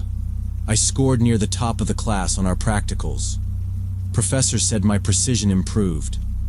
I didn't say a word about the source. Neither did Jake. About a month later, Med Supply Pro messaged me again. Good results? Want to earn extra? I didn't answer at first. He sent another message a day later. We pay $150 per tooth. Just collect extras from clinic. I worked part-time at a dental clinic, helping clean and sterilize tools. Sometimes patients had extractions, molars, wisdoms. Most got thrown out. Still, the idea of collecting them for someone like him felt wrong. I told him no. He replied with a shrug emoji and wrote, $70 each. Easy money. No one checks. I ignored it. He kept going. $100 per tooth. Said he'd pay up front. Then he started sending pictures, trays full of teeth, then small boxes with jawbone halves, vertebrae. One was a plastic bin with several human ribs. No labels, just dumped in like meat. Then came organs, kidneys, a liver, even what looked like an eyeball in a jar. They were too fresh. No embalming, no discoloration. This wasn't old cadaver material. It was something else. The quantities were off too. Dozens of matched sets. Nobody would have that much access unless they were doing something illegal. That night I couldn't sleep. I kept thinking about the incisor he left on my back porch. You forgot this one. It had to be him. I hadn't told anyone where I lived. There were no cameras at the back entrance. I asked Jake again about him, but Jake just said he didn't want to get involved anymore. I could tell he regretted even mentioning the contact. I started looking into it. I dug through old Reddit threads, dark web forums, anything I could find with the name Med Supply Pro. Nothing direct, but after a few nights, I got a hit. Someone on a closed forum mentioned a guy named Marcus who sold cold-grade medical samples. I searched Marcus plus teeth plus my city. I came across a local obituary database, not related to him, but one of the guestbook comments was signed by a Marcus Webb. The name stuck. I ran it through a public records site. There was a Marcus Webb working nights at the county morgue 2 miles from the university hospital. I sat on it for a day. Then I messaged him again. Is your name Marcus Webb? He read it but didn't reply. I waited. Then 5 minutes later, be careful what you type. That was all. No emojis, no jokes. 10 minutes later, he sent another message. You're in deeper than you think. I have every message, every payment. You break this, I break you. I didn't reply. He sent one more message.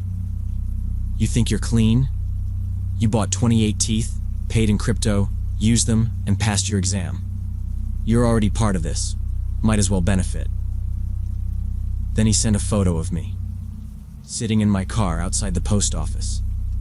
The day I picked up the first package. The photo was taken from across the street. Not a security camera, angled and focused.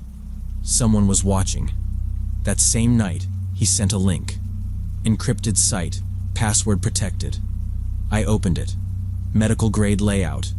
Options to purchase. Femurs, fibulas, jaw sets, lung tissue, all itemized. Prices next to each. Some were over $5,000. Research institutions welcome, the site read. Some items marked rush available. He messaged again. Are $10K a month. You just collect. No questions. I knew I had to stop it. I couldn't pretend anymore. I backed up all our messages, screenshots of the photos, the payment history from my crypto wallet. I copied the URL and the site source code into a doc. I emailed the FBI Cybercrime Division through their public tip line and gave them my number. They responded in less than 24 hours. 2 agents came to my apartment. I showed them everything. They already had a case open on Marcus Webb. He was on their radar, but they hadn't connected the dental angle yet. I signed a cooperation agreement. They took my phone for imaging and told me not to engage with him again. They traced the payments, the message logs, and the website host. Over the next few weeks, they raided 4 locations across 3 states. Marcus was arrested at the morgue, caught in the act of packaging tissue into a cooler. Along with him, 12 others were indicted, mostly morgue workers, 1 funeral director, and a former EMT. They'd been targeting homeless individuals, unclaimed bodies, and forging disposal paperwork, selling parts to shady institutions, universities that looked the other way, and even private collectors. Some of the remains were shipped overseas. I was called to testify during the trial. I sat in the courtroom while Marcus stared straight ahead, no expression. The prosecutor played the recordings, showed the jury the screenshots. When they read out the sentences, I didn't feel relief, just numb. He got 15 years in federal prison. Others got less. But the entire network was exposed. Back at school, no one knew. I passed my practicum, got my license. But I kept those last 2 teeth, the ones from the mail slot and the back door. I sealed them in a plastic container, marked the date, and locked them away. I never used them. Every once in a while, I think about throwing them out, but I don't. Because every time I look at them, I remember someone died for my grades. Someone who never gave their name.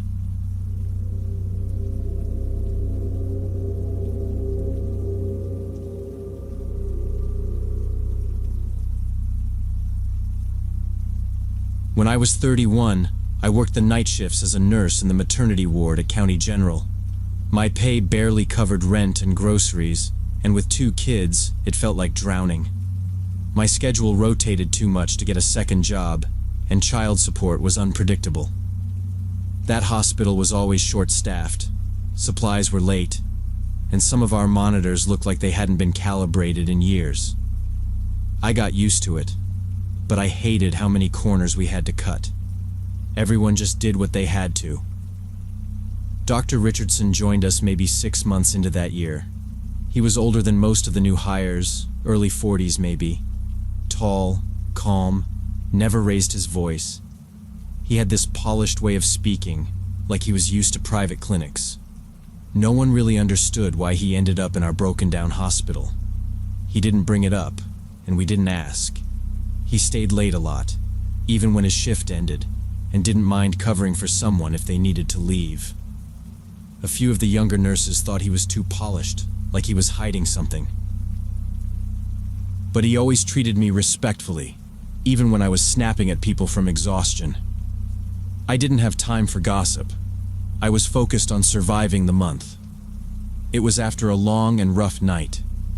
A mother came in from a nearby town, no prenatal visits, heavy bleeding. We barely saved her and the baby. I was cleaning up, running on no sleep, when Richardson found me in the supply closet counting IV bags. He asked if I was interested in picking up some administrative work off the books. Said he noticed how often I stayed late, how hard I worked, and that he could use someone reliable. I just looked at him. He pulled out a wad of cash from his coat pocket, clean bills, folded neat, and said he'd pay for a couple hours' help here and there. I didn't agree right away. I waited until the next week when my fridge broke and I had to choose between fixing it or paying for both kids' field trip fees. That's when I told him I was in. He didn't give many instructions. Said we'd meet in one of the unused offices near the records room after most of the staff went home. The first time, it felt harmless. He had a few birth certificates printed out, a couple of hospital intake forms. He told me which lines to adjust. Small things. A date changed from the 8th to the 10th. A time moved 2 hours forward. A signature from a nurse I didn't know swapped out for another. He said insurance companies rejected stuff for dumb reasons, and this just helped families avoid that. I didn't ask too many questions. $200 for something that took 30 minutes? It was more than my whole night shift paid. Richardson always handed me the cash after I was done. No small talk, no records. He never wanted anything personal, never crossed any lines. Just business. We did this maybe twice a week, always late, always in that back office near records. It was cold in there, and the ceiling lights buzzed quietly. The files came in manila folders, no patient names on the outside, just numbers. I asked once if I'd get in trouble if anyone found out. He said the corrections were internal, wouldn't be traced to me, and that I should keep it confidential. Administration has no sense for efficiency, he said. It went like that for about 3 weeks. Sometimes the changes made less sense. A C-section marked as vaginal. A birth date pushed back by 2 months. Once I had to replace a birth certificate with an entirely new one. Richardson said it was an error from a transfer case. Some baby born at a clinic before being brought to us. Again, I didn't press. I just counted the cash afterward and walked home, watching over my shoulder out of habit. One night he had more than usual.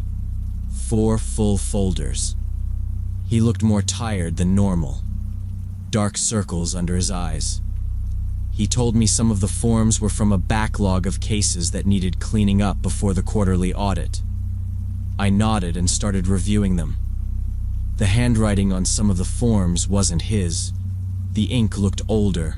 There were smudges on one of the envelopes like it had been wet. I asked if these were all from County General. He didn't answer right away. They're all linked to our records now, he finally said, without looking at me. I remember one file had a chart with no mother's name, just unknown, and a set of lab results. I was supposed to fill in a name from another form, copy it over, change the time of birth to match a different entry. He stood behind me while I worked, sipping from a paper cup of coffee. He never used the vending machine for it. Always brought his own. Later, I started noticing things around the hospital. Files that used to be on the 3rd shelf of the records room were missing. One nurse mentioned a weird discrepancy on a discharge summary. A baby that was supposedly delivered by Dr. Patel showed up in the computer as one of Richardson's cases. She brushed it off, blamed a computer error. I kept doing the file work, even when it felt off. My son's braces were coming up, and my daughter's school trip deposit was overdue. I told myself I was just fixing typos. The hospital was a mess anyway. What difference did it make if a few forms were shuffled around? One Thursday night, I got a text from a number I didn't recognize. Just said, "Room 412, come alone." I almost ignored it, but then Richardson called my cell a minute later. "It's me," he said. "I left something urgent in 412. Meet me there instead of the office." Room 412 was down the west wing, near pediatrics, a place we rarely used during night shift. Most of that hallway was dark. As I walked down, the lights overhead flickered. The door to 412 was open slightly. I pushed it slowly, trying not to make any sound. Inside, the lights were off, but moonlight came through the window. Something was covered on the bed with a hospital sheet. I turned on the bedside lamp. The sheet on the bed didn't move. I stood still for a few seconds, listening. Nothing but the faint hum of the building. I stepped closer and pulled the sheet back just enough to see. It wasn't a patient. It was a file folder and a sealed cooler, like the kind we use for organ transport. The folder had my name on it. Inside were copies of all the documents I'd altered over the last 2 months. Birth certificates, intake forms, discharge summaries, all with my handwriting. My stomach dropped. Behind me, the door clicked shut. Richardson stood there, arms crossed. "I had to make sure you were all in," he said. "No backing out." That's when he told me everything. The babies we'd marked as stillborn were alive. He had contacts, rich families, people from out of state, who paid for newborns, no questions asked. Most couldn't adopt legally for various reasons: past legal issues, age, immigration status. Some just didn't want the red tape. He pulled out his phone and opened an app. It looked like an encrypted marketplace. Listings with ID numbers, medical stats, birth dates, fake names, photos of newborns. Some with notes like, "Blue eyes expected," or "No family history of illness." I stared at it and couldn't move. "They're getting better lives than the system gives them," Richardson said. "You know how foster care ends up for kids. We're helping, and now that you're in, you'll earn more. $500 per file. 2, maybe 3 babies a month." I wanted to say no, but he had everything. Documents, camera footage, even text messages. He knew about my debts, the rent payments I'd skipped, the forged time cards. He made it clear that if I backed out, I'd lose my job and probably end up in jail. I didn't sleep that night. Just stared at the ceiling and counted the hours till morning. After that, things moved fast. Richardson gave me specific cases to monitor. Young mothers alone, women who missed prenatal visits, addicts brought in by ambulance. We'd identify vulnerable patients, and when labor started, he'd step in and take over. The baby would be born healthy. But on paper, it died. I'd handle the death certificate. Sometimes I'd stay with the mother, help sedate her, keep her distracted. Other times, I'd just quietly file the paperwork and make sure no one else touched the chart. The infants were handed off within hours. A private ambulance would arrive, paperwork already in place, and take the baby to a location I was never told. Richardson said the transport team didn't speak English. We never talked about it in the hospital, only at night, behind closed doors. In the first 6 months, we processed 9 babies. I kept the money in a locked box at home, afraid to deposit it. I told myself I was going to stop. But every time something came up, my car broke down, my daughter needed braces, my landlord raised the rent. Richardson made it easy to say yes again. One night, I saw a mother crying in the hallway, sitting in her hospital gown on the floor. I recognized her. She was supposed to have delivered a stillborn that morning. I asked if she needed help, and she looked up with swollen eyes. "I saw her," she said. "She was breathing. I swear to God she was breathing." I froze, nodded like I didn't hear her, and walked away. That night, Richardson didn't mention it. We just did another file. By the end of the year, we'd handled 23 cases. I had over $11,000 in cash. I bought a second-hand car, paid off my credit card, replaced the broken water heater. It all fell apart in April. A young woman, maybe 19, came in alone, high on something. Delivered a baby girl. I did my part, cleaned the record, filed the stillbirth form. But the girl kept asking to see her baby. Richardson told her it wasn't viable, said it had multiple complications. She didn't buy it. The next day she demanded to see the body. Richardson brought in a baby from the nursery. Wrong infant, wrong details. The girl stared at it and said, "Her eyes are brown. Mine were blue. Her father's too. We both got blue eyes." She started screaming. Security had to escort her out. 2 days later, detectives showed up. They asked about stillbirths, about record inconsistencies. The girl had gone to the police. They started pulling files, comparing them. A week later, federal agents raided the hospital. They arrested Richardson in the parking garage. I was taken from my shift in handcuffs. 6 others were arrested too. 2 from records, 1 from pediatrics. The rest from nearby clinics we didn't even know were involved. I sat in a white room with 2 FBI agents for 6 hours. They showed me photos of the babies, birth records, phone logs. I told them everything. Every folder, every delivery, every lie. I signed a deal, reduced sentence in exchange for full cooperation. Richardson got 25 years. He didn't speak during the trial. I got 8. Minimum security.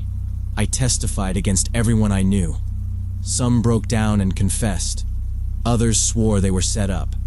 The investigation uncovered adoption rings across 12 states. Judges, doctors, lawyers. Most of the babies were found. 3 never were. I lost my nursing license. My kids live with their aunt. They visit sometimes, but it's different. I'm different. I live under another name now. They moved me through 3 cities before settling me here. I work nights at a warehouse. Keep to myself. Sometimes I still hear the mothers crying in the hallway. I remember their names, the way they looked when I told them, I'm sorry. I thought the money would fix things. I thought I was helping. All I did was destroy lives, one file at a time.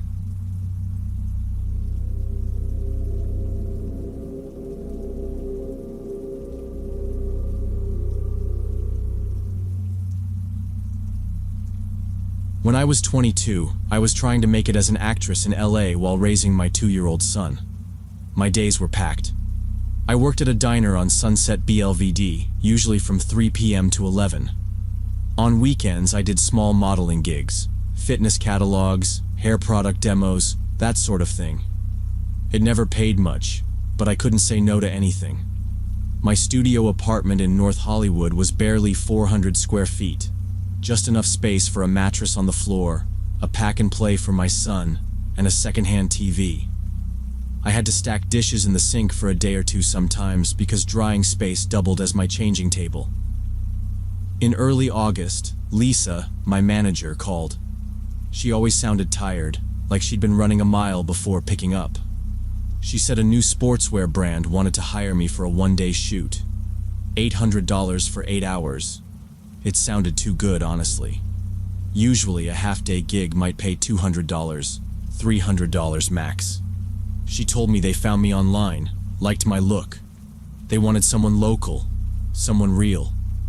I didn't ask questions. My rent was due in 6 days, and my tips from the diner barely covered groceries last week. I said yes and wrote down the address she gave me, some warehouse near the industrial part of town. I packed my small makeup kit and threw in 2 changes of clothes, even though they said they'd have wardrobe. My son was with a neighbor I trusted. She was an older woman who lived downstairs and loved kids. I left her with 2 packs of apple juice and a note with Lisa's number in case anything happened. I drove the next morning around 8 a.m. The shoot was supposed to start at 9, and traffic was lighter than usual. The location was just south of downtown, where warehouses stack up behind cracked parking lots, and no one walks if they don't have to. The street was mostly empty. The warehouse looked like the others, large, beige, and featureless.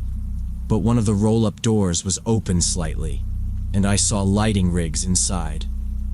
A black van was parked out front, clean and new, no markings. 2 men were already waiting. They weren't what I expected. Not sleazy, not overly friendly either. One had a beard and wore a Nike hoodie. The other was shorter, stockier, with thick glasses. They introduced themselves as Mark and Chris, said they handled photography and lighting. They were friendly in a kind of casual, half-distracted way.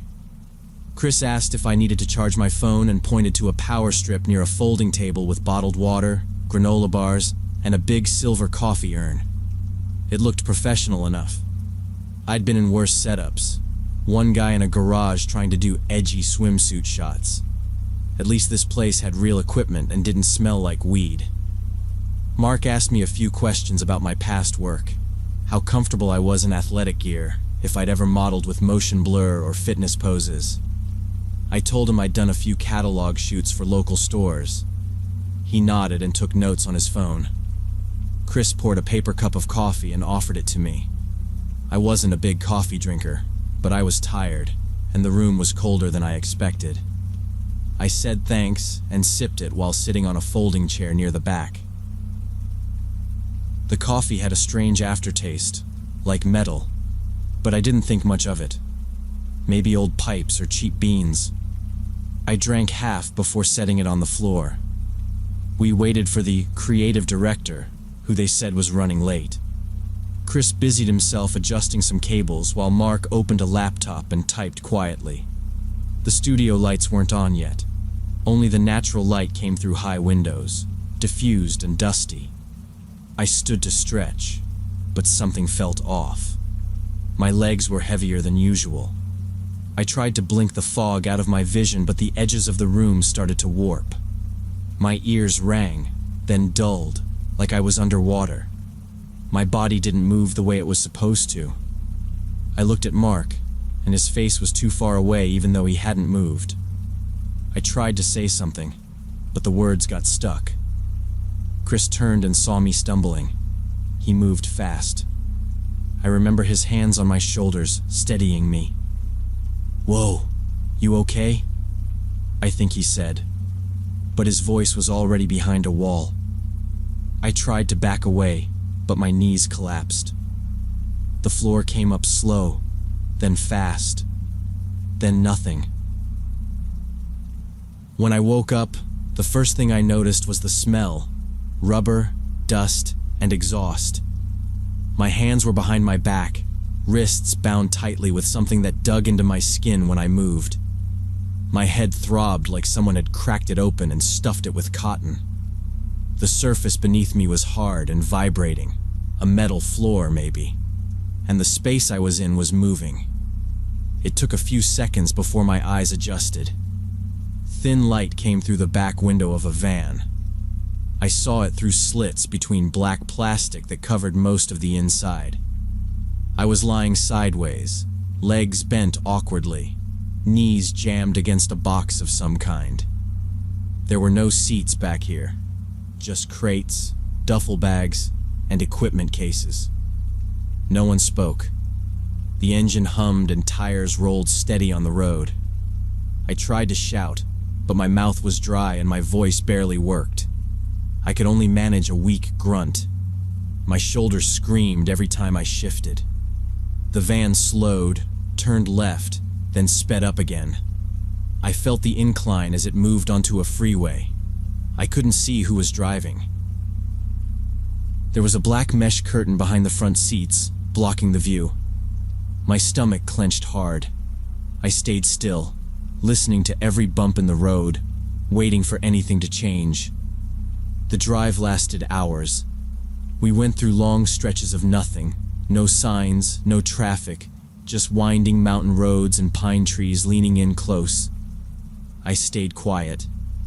Every bump in the road made my hands ache, but I didn't move. At some point, the van stopped. Doors opened.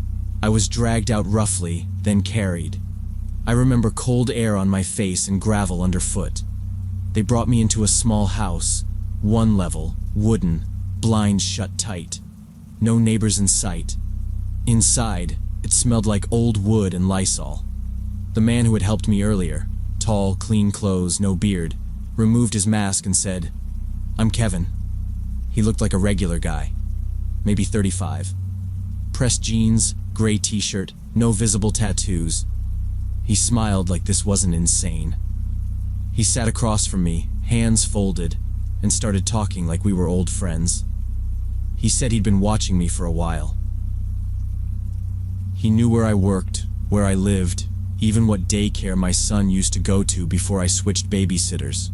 He pulled out photos, me waiting tables, me walking to my car in the diner parking lot, me holding my son on the stairs of my apartment.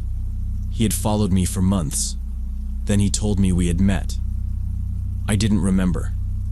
He said it was at a coffee shop near the diner, about 3 months back. He had asked if the outlet near my table worked, and I had said yes. I probably didn't even look up, but he remembered every word. He said he couldn't stop thinking about me after that. He believed I had smiled at him in a special way, that there was a connection. That's when he started planning. He said this wasn't about hurting me. He said I just needed to see that we were meant to be together, that the world had kept us apart unfairly, He wanted time. Real time, as he called it. Without distractions or responsibilities. He promised I wouldn't be hurt. But the door to the room locked from the outside. The bedroom he put me in had one window, nailed shut from the outside. A twin bed with clean sheets, a small table, a bathroom with a shower. It could have been a guest room or a rental. He never tied me up inside, but he kept the door locked whenever he wasn't standing right there. The second day, he brought me scrambled eggs and sat on the bed while I ate. He watched me eat like it was a date. On the third day, Kevin said he had contacted my family.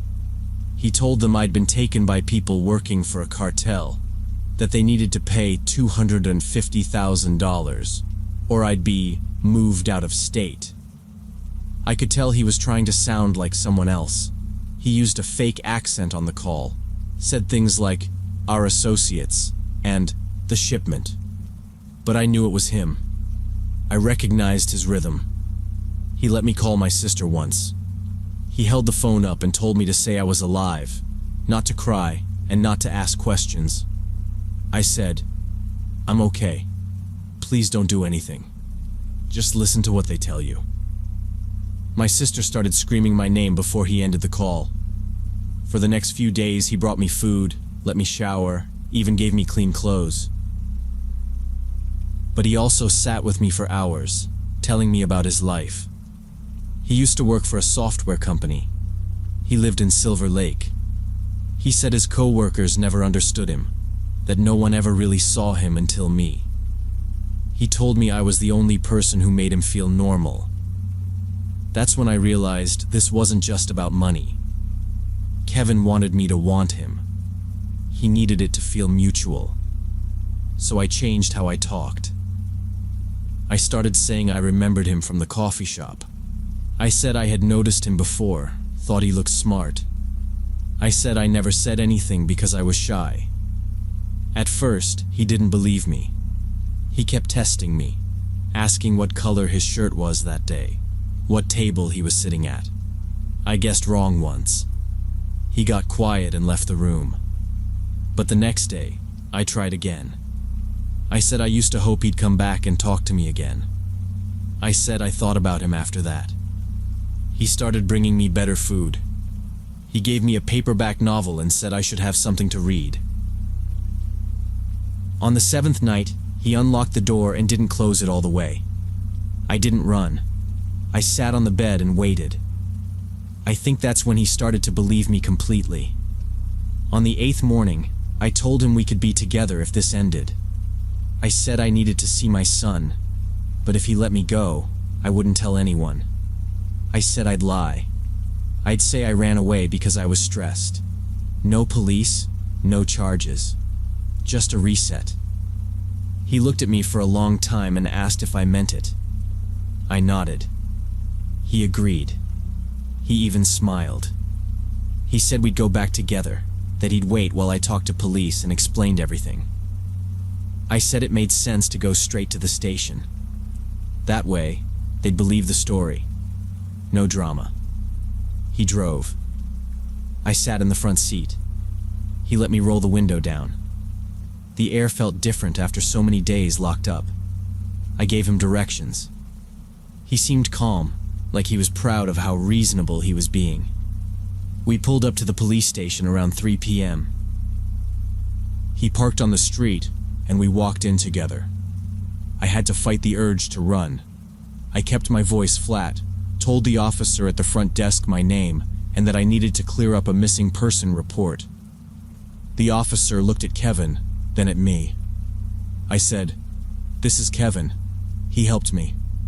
Within seconds, 2 more officers came out. One grabbed my arm gently, guided me aside. The other cuffed Kevin, his face twisted, confused. He didn't fight. He didn't even ask why. He just looked at me as they took him away. They questioned me for hours. My sister showed up. They found the house within a day. The photos, the van, the notes, everything. Kevin was charged with kidnapping, extortion, and false imprisonment. During the trial, They showed emails he'd sent to himself, diary entries, search history. He had been following me for 6 months. He got 18 years. I moved right after. Changed jobs. New apartment. I still live in the same city, but I never take the same route twice. I check every mirror. I lock every door. And I haven't been back to that coffee shop since.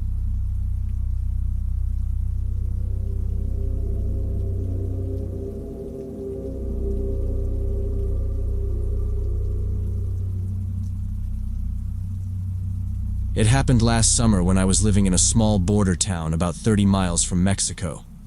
The kind of place where everyone knows everyone and most of the businesses are half shuttered by noon. The economy had been bad for years.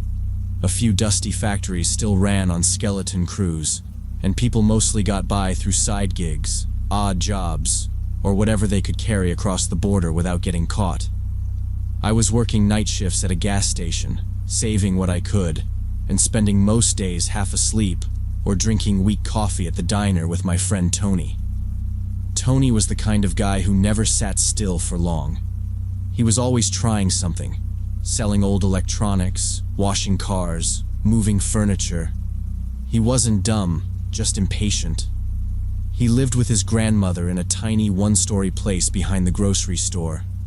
He helped pay the rent and keep the lights on, and even though he acted tough, he'd run home every day after work to check if she needed anything. That summer, he told me he found a new gig, distributing flyers. $50 a day just to put them on windshields, poles, fences, anywhere people would see them. He said it was for some fancy new restaurant opening up soon. I didn't think much of it. We were both used to weird jobs that didn't ask questions.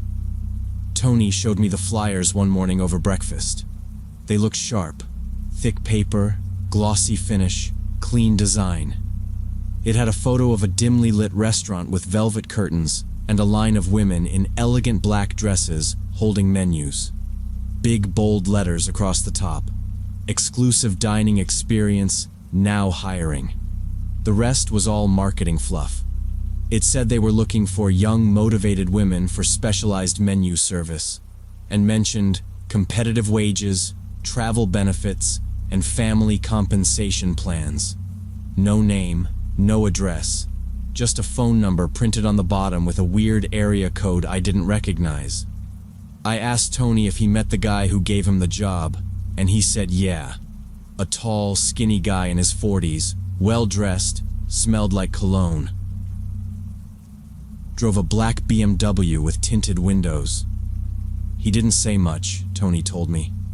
Just gave me a stack of flyers and paid in cash. Said to focus on the neighborhoods by the train tracks. That part stuck in my head. That area wasn't dangerous exactly, but it was poor, run down. Lot of families there barely keeping it together. Single moms, kids without shoes, people who didn't speak English. I asked why the guy wanted to target those places, and Tony just shrugged. Said he's looking for girls who need a way out. Told me I'd understand when the restaurant opens. Tony spent the next 2 weeks passing out the flyers. He'd walk for hours each day, sliding them under windshield wipers, taping them on bus stop benches, pinning them to bulletin boards in laundromats and corner stores. He hit the low-income apartments hard, places where the hallways smelled like mildew and the doors were propped open with shoes. He said some people asked questions, but most just took the flyers without a word. One woman got mad and tore it up in front of him, said, "You people need to stop playing games with our daughters." I started noticing the flyers around too. On the stop sign near my building, inside the bathroom stall at the gas station, folded up and tucked into the handrail on the city bus. A couple times I saw girls holding them, teenagers mostly, walking with friends, pointing at the picture and giggling. One of them was no older than 15. When I brought it up to Tony, he said it wasn't his business who called the number. They don't list an age, he said. They just said young. I don't ask questions. He wasn't proud about it, just tired. He said the guy paid him at the end of every day, crisp bills in a white envelope. Never the same parking lot twice. The last time I saw Tony before things changed, he seemed nervous. It was a Tuesday night. We were sitting on his front porch drinking cheap beer, and he kept checking his phone. I asked him what was up, and he said the flyer guy offered him a bonus if he could recruit directly. Said he could make a couple hundred if he brought someone to a meeting. I asked what kind of meeting, and he just looked down and mumbled, "Orientation or something, I guess." I told him it didn't sound right. He laughed it off but didn't look me in the eye. "Look," he said, "I'm not doing anything to anybody. I'm just passing a message. What they do after that ain't my responsibility." I let it go for the night, but I couldn't stop thinking about it. The next morning, I went to the corner store and saw a new stack of flyers pinned to the bulletin board. I took one. This version looked the same, but had a line in small print added at the bottom. "Special interviews being held this week. Limited spaces. Call for location." I watched a girl rip one off the board and stuff it in her backpack. Tony kept working. By the end of the second week, he said he was told to stop distributing and wait for further instructions. The guy hadn't paid him for the last batch yet, and said he'd settle everything after the event. Tony didn't like the sound of that, but figured it meant some big launch party or something. The next day, I was working the late shift when Tony came by the station. He looked worse than usual, sweaty, twitchy, like he hadn't slept. Said he needed to borrow my phone because his wasn't getting a signal. I handed it to him and watched as he dialed the number from the flyer. He waited, but no one picked up. "Guy said he'd call today," he muttered. "Said I'd get the final instructions and the bonus." He paced around the lot for a while before handing me the phone back. Then he asked if I could drive him somewhere the next morning. Didn't say where, just that it was important, and that he didn't want to go alone. I asked what it was, and he just said, "I think I messed up." That night, I couldn't sleep. I kept thinking about the flyers, the vague promises, the girls. I checked the area code. It wasn't from around here. I tried calling the number myself. It rang twice, then disconnected.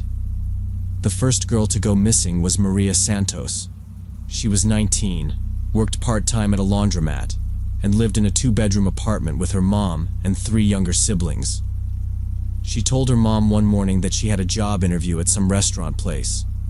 She even dressed up for it, curled her hair, wore makeup, something she rarely did. She never came back. Her mom called everyone, even came to the gas station asking if I'd seen her. She looked terrified. A week later, her mom found one of the flyers Tony had been handing out. It was under Maria's mattress. The number was circled in red ink.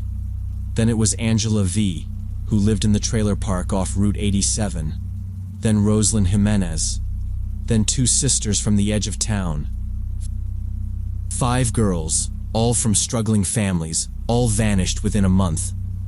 Each one had mentioned to someone, parent, friend, sibling, that they were going to check out some kind of job opportunity. Something that paid well. Every single one of them had come across one of those flyers. I told Tony what I heard, and he went quiet. Completely shut down. He stopped answering my calls for a couple days. When I finally saw him again, he looked rough, barely slept, shaking. He told me he had tried calling the number from the flyer a dozen times. It just rang and then disconnected. One time, it went to a weird voicemail in another language. Then nothing. He tried texting it too, but the messages didn't go through. When he realized no one was calling him back, he started putting it together. He kept saying it over and over. It wasn't a job. It wasn't a job. We went through everything he had. Extra flyers, contact notes, the car's license plate he remembered from the guy who hired him. It was all dead ends. The license plate didn't match any state database. The cash he was paid didn't trace anywhere. The phone number was a burner. Tony looked like he was going to fall apart. He kept saying he helped them, He handed them over. One night, he told me he was going back to the place where he first met the guy. It was a run-down office space on the far edge of town, near the dry storage warehouses. He asked me to come, but I said no. He left around midnight, called me the next morning. "There's no one here," he said. "The whole building's empty, like it was never used." He stayed there most of the day, talked to a few neighbors, mostly truck drivers and warehouse staff. One guy told him he'd seen big refrigerated trucks pull into the back lot late at night, always unmarked, always backing straight into the loading dock.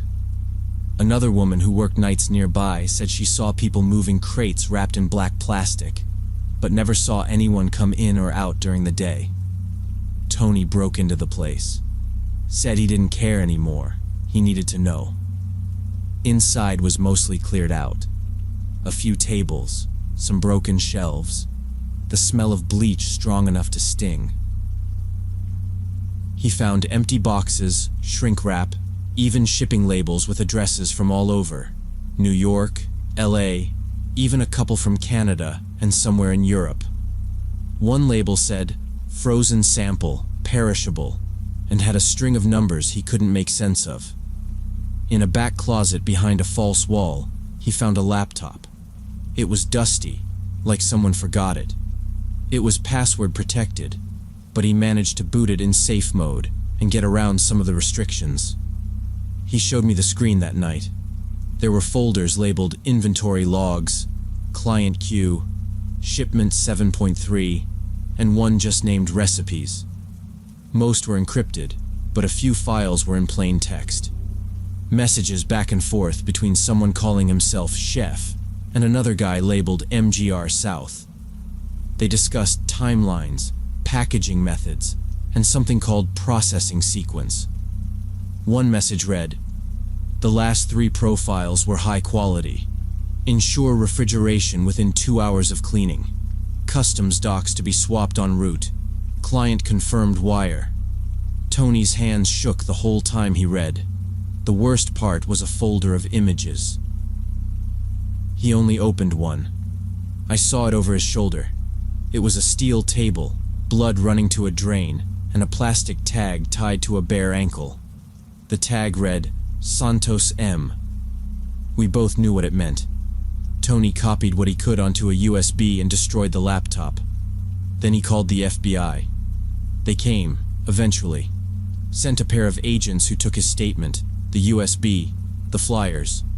They asked if he had anything else, and when he said no, they left without promising anything. He never heard from them again. For weeks, nothing happened.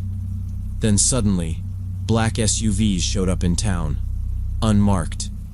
Word got around they raided that old warehouse, sealed it up, and left.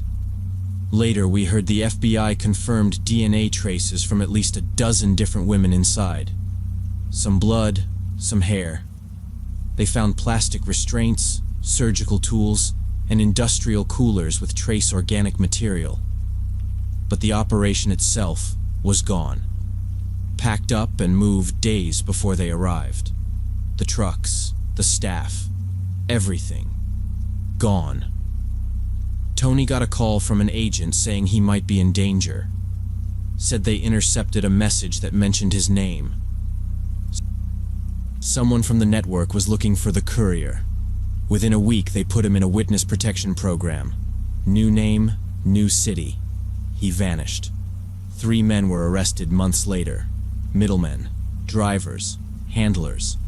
They pled guilty to trafficking, but claimed they were just following orders. The actual bosses? They were long gone. Mexican passports, fake identities.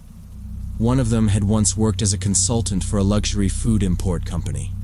I packed up and left not long after. Didn't tell anyone. Just one day, I quit the gas station and got on a Greyhound out of state. I didn't even say goodbye to Tony.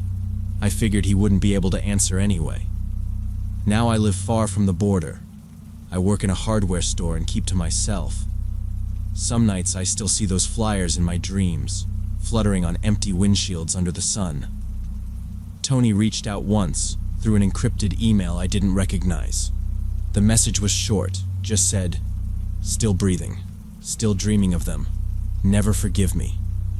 That was the last I heard.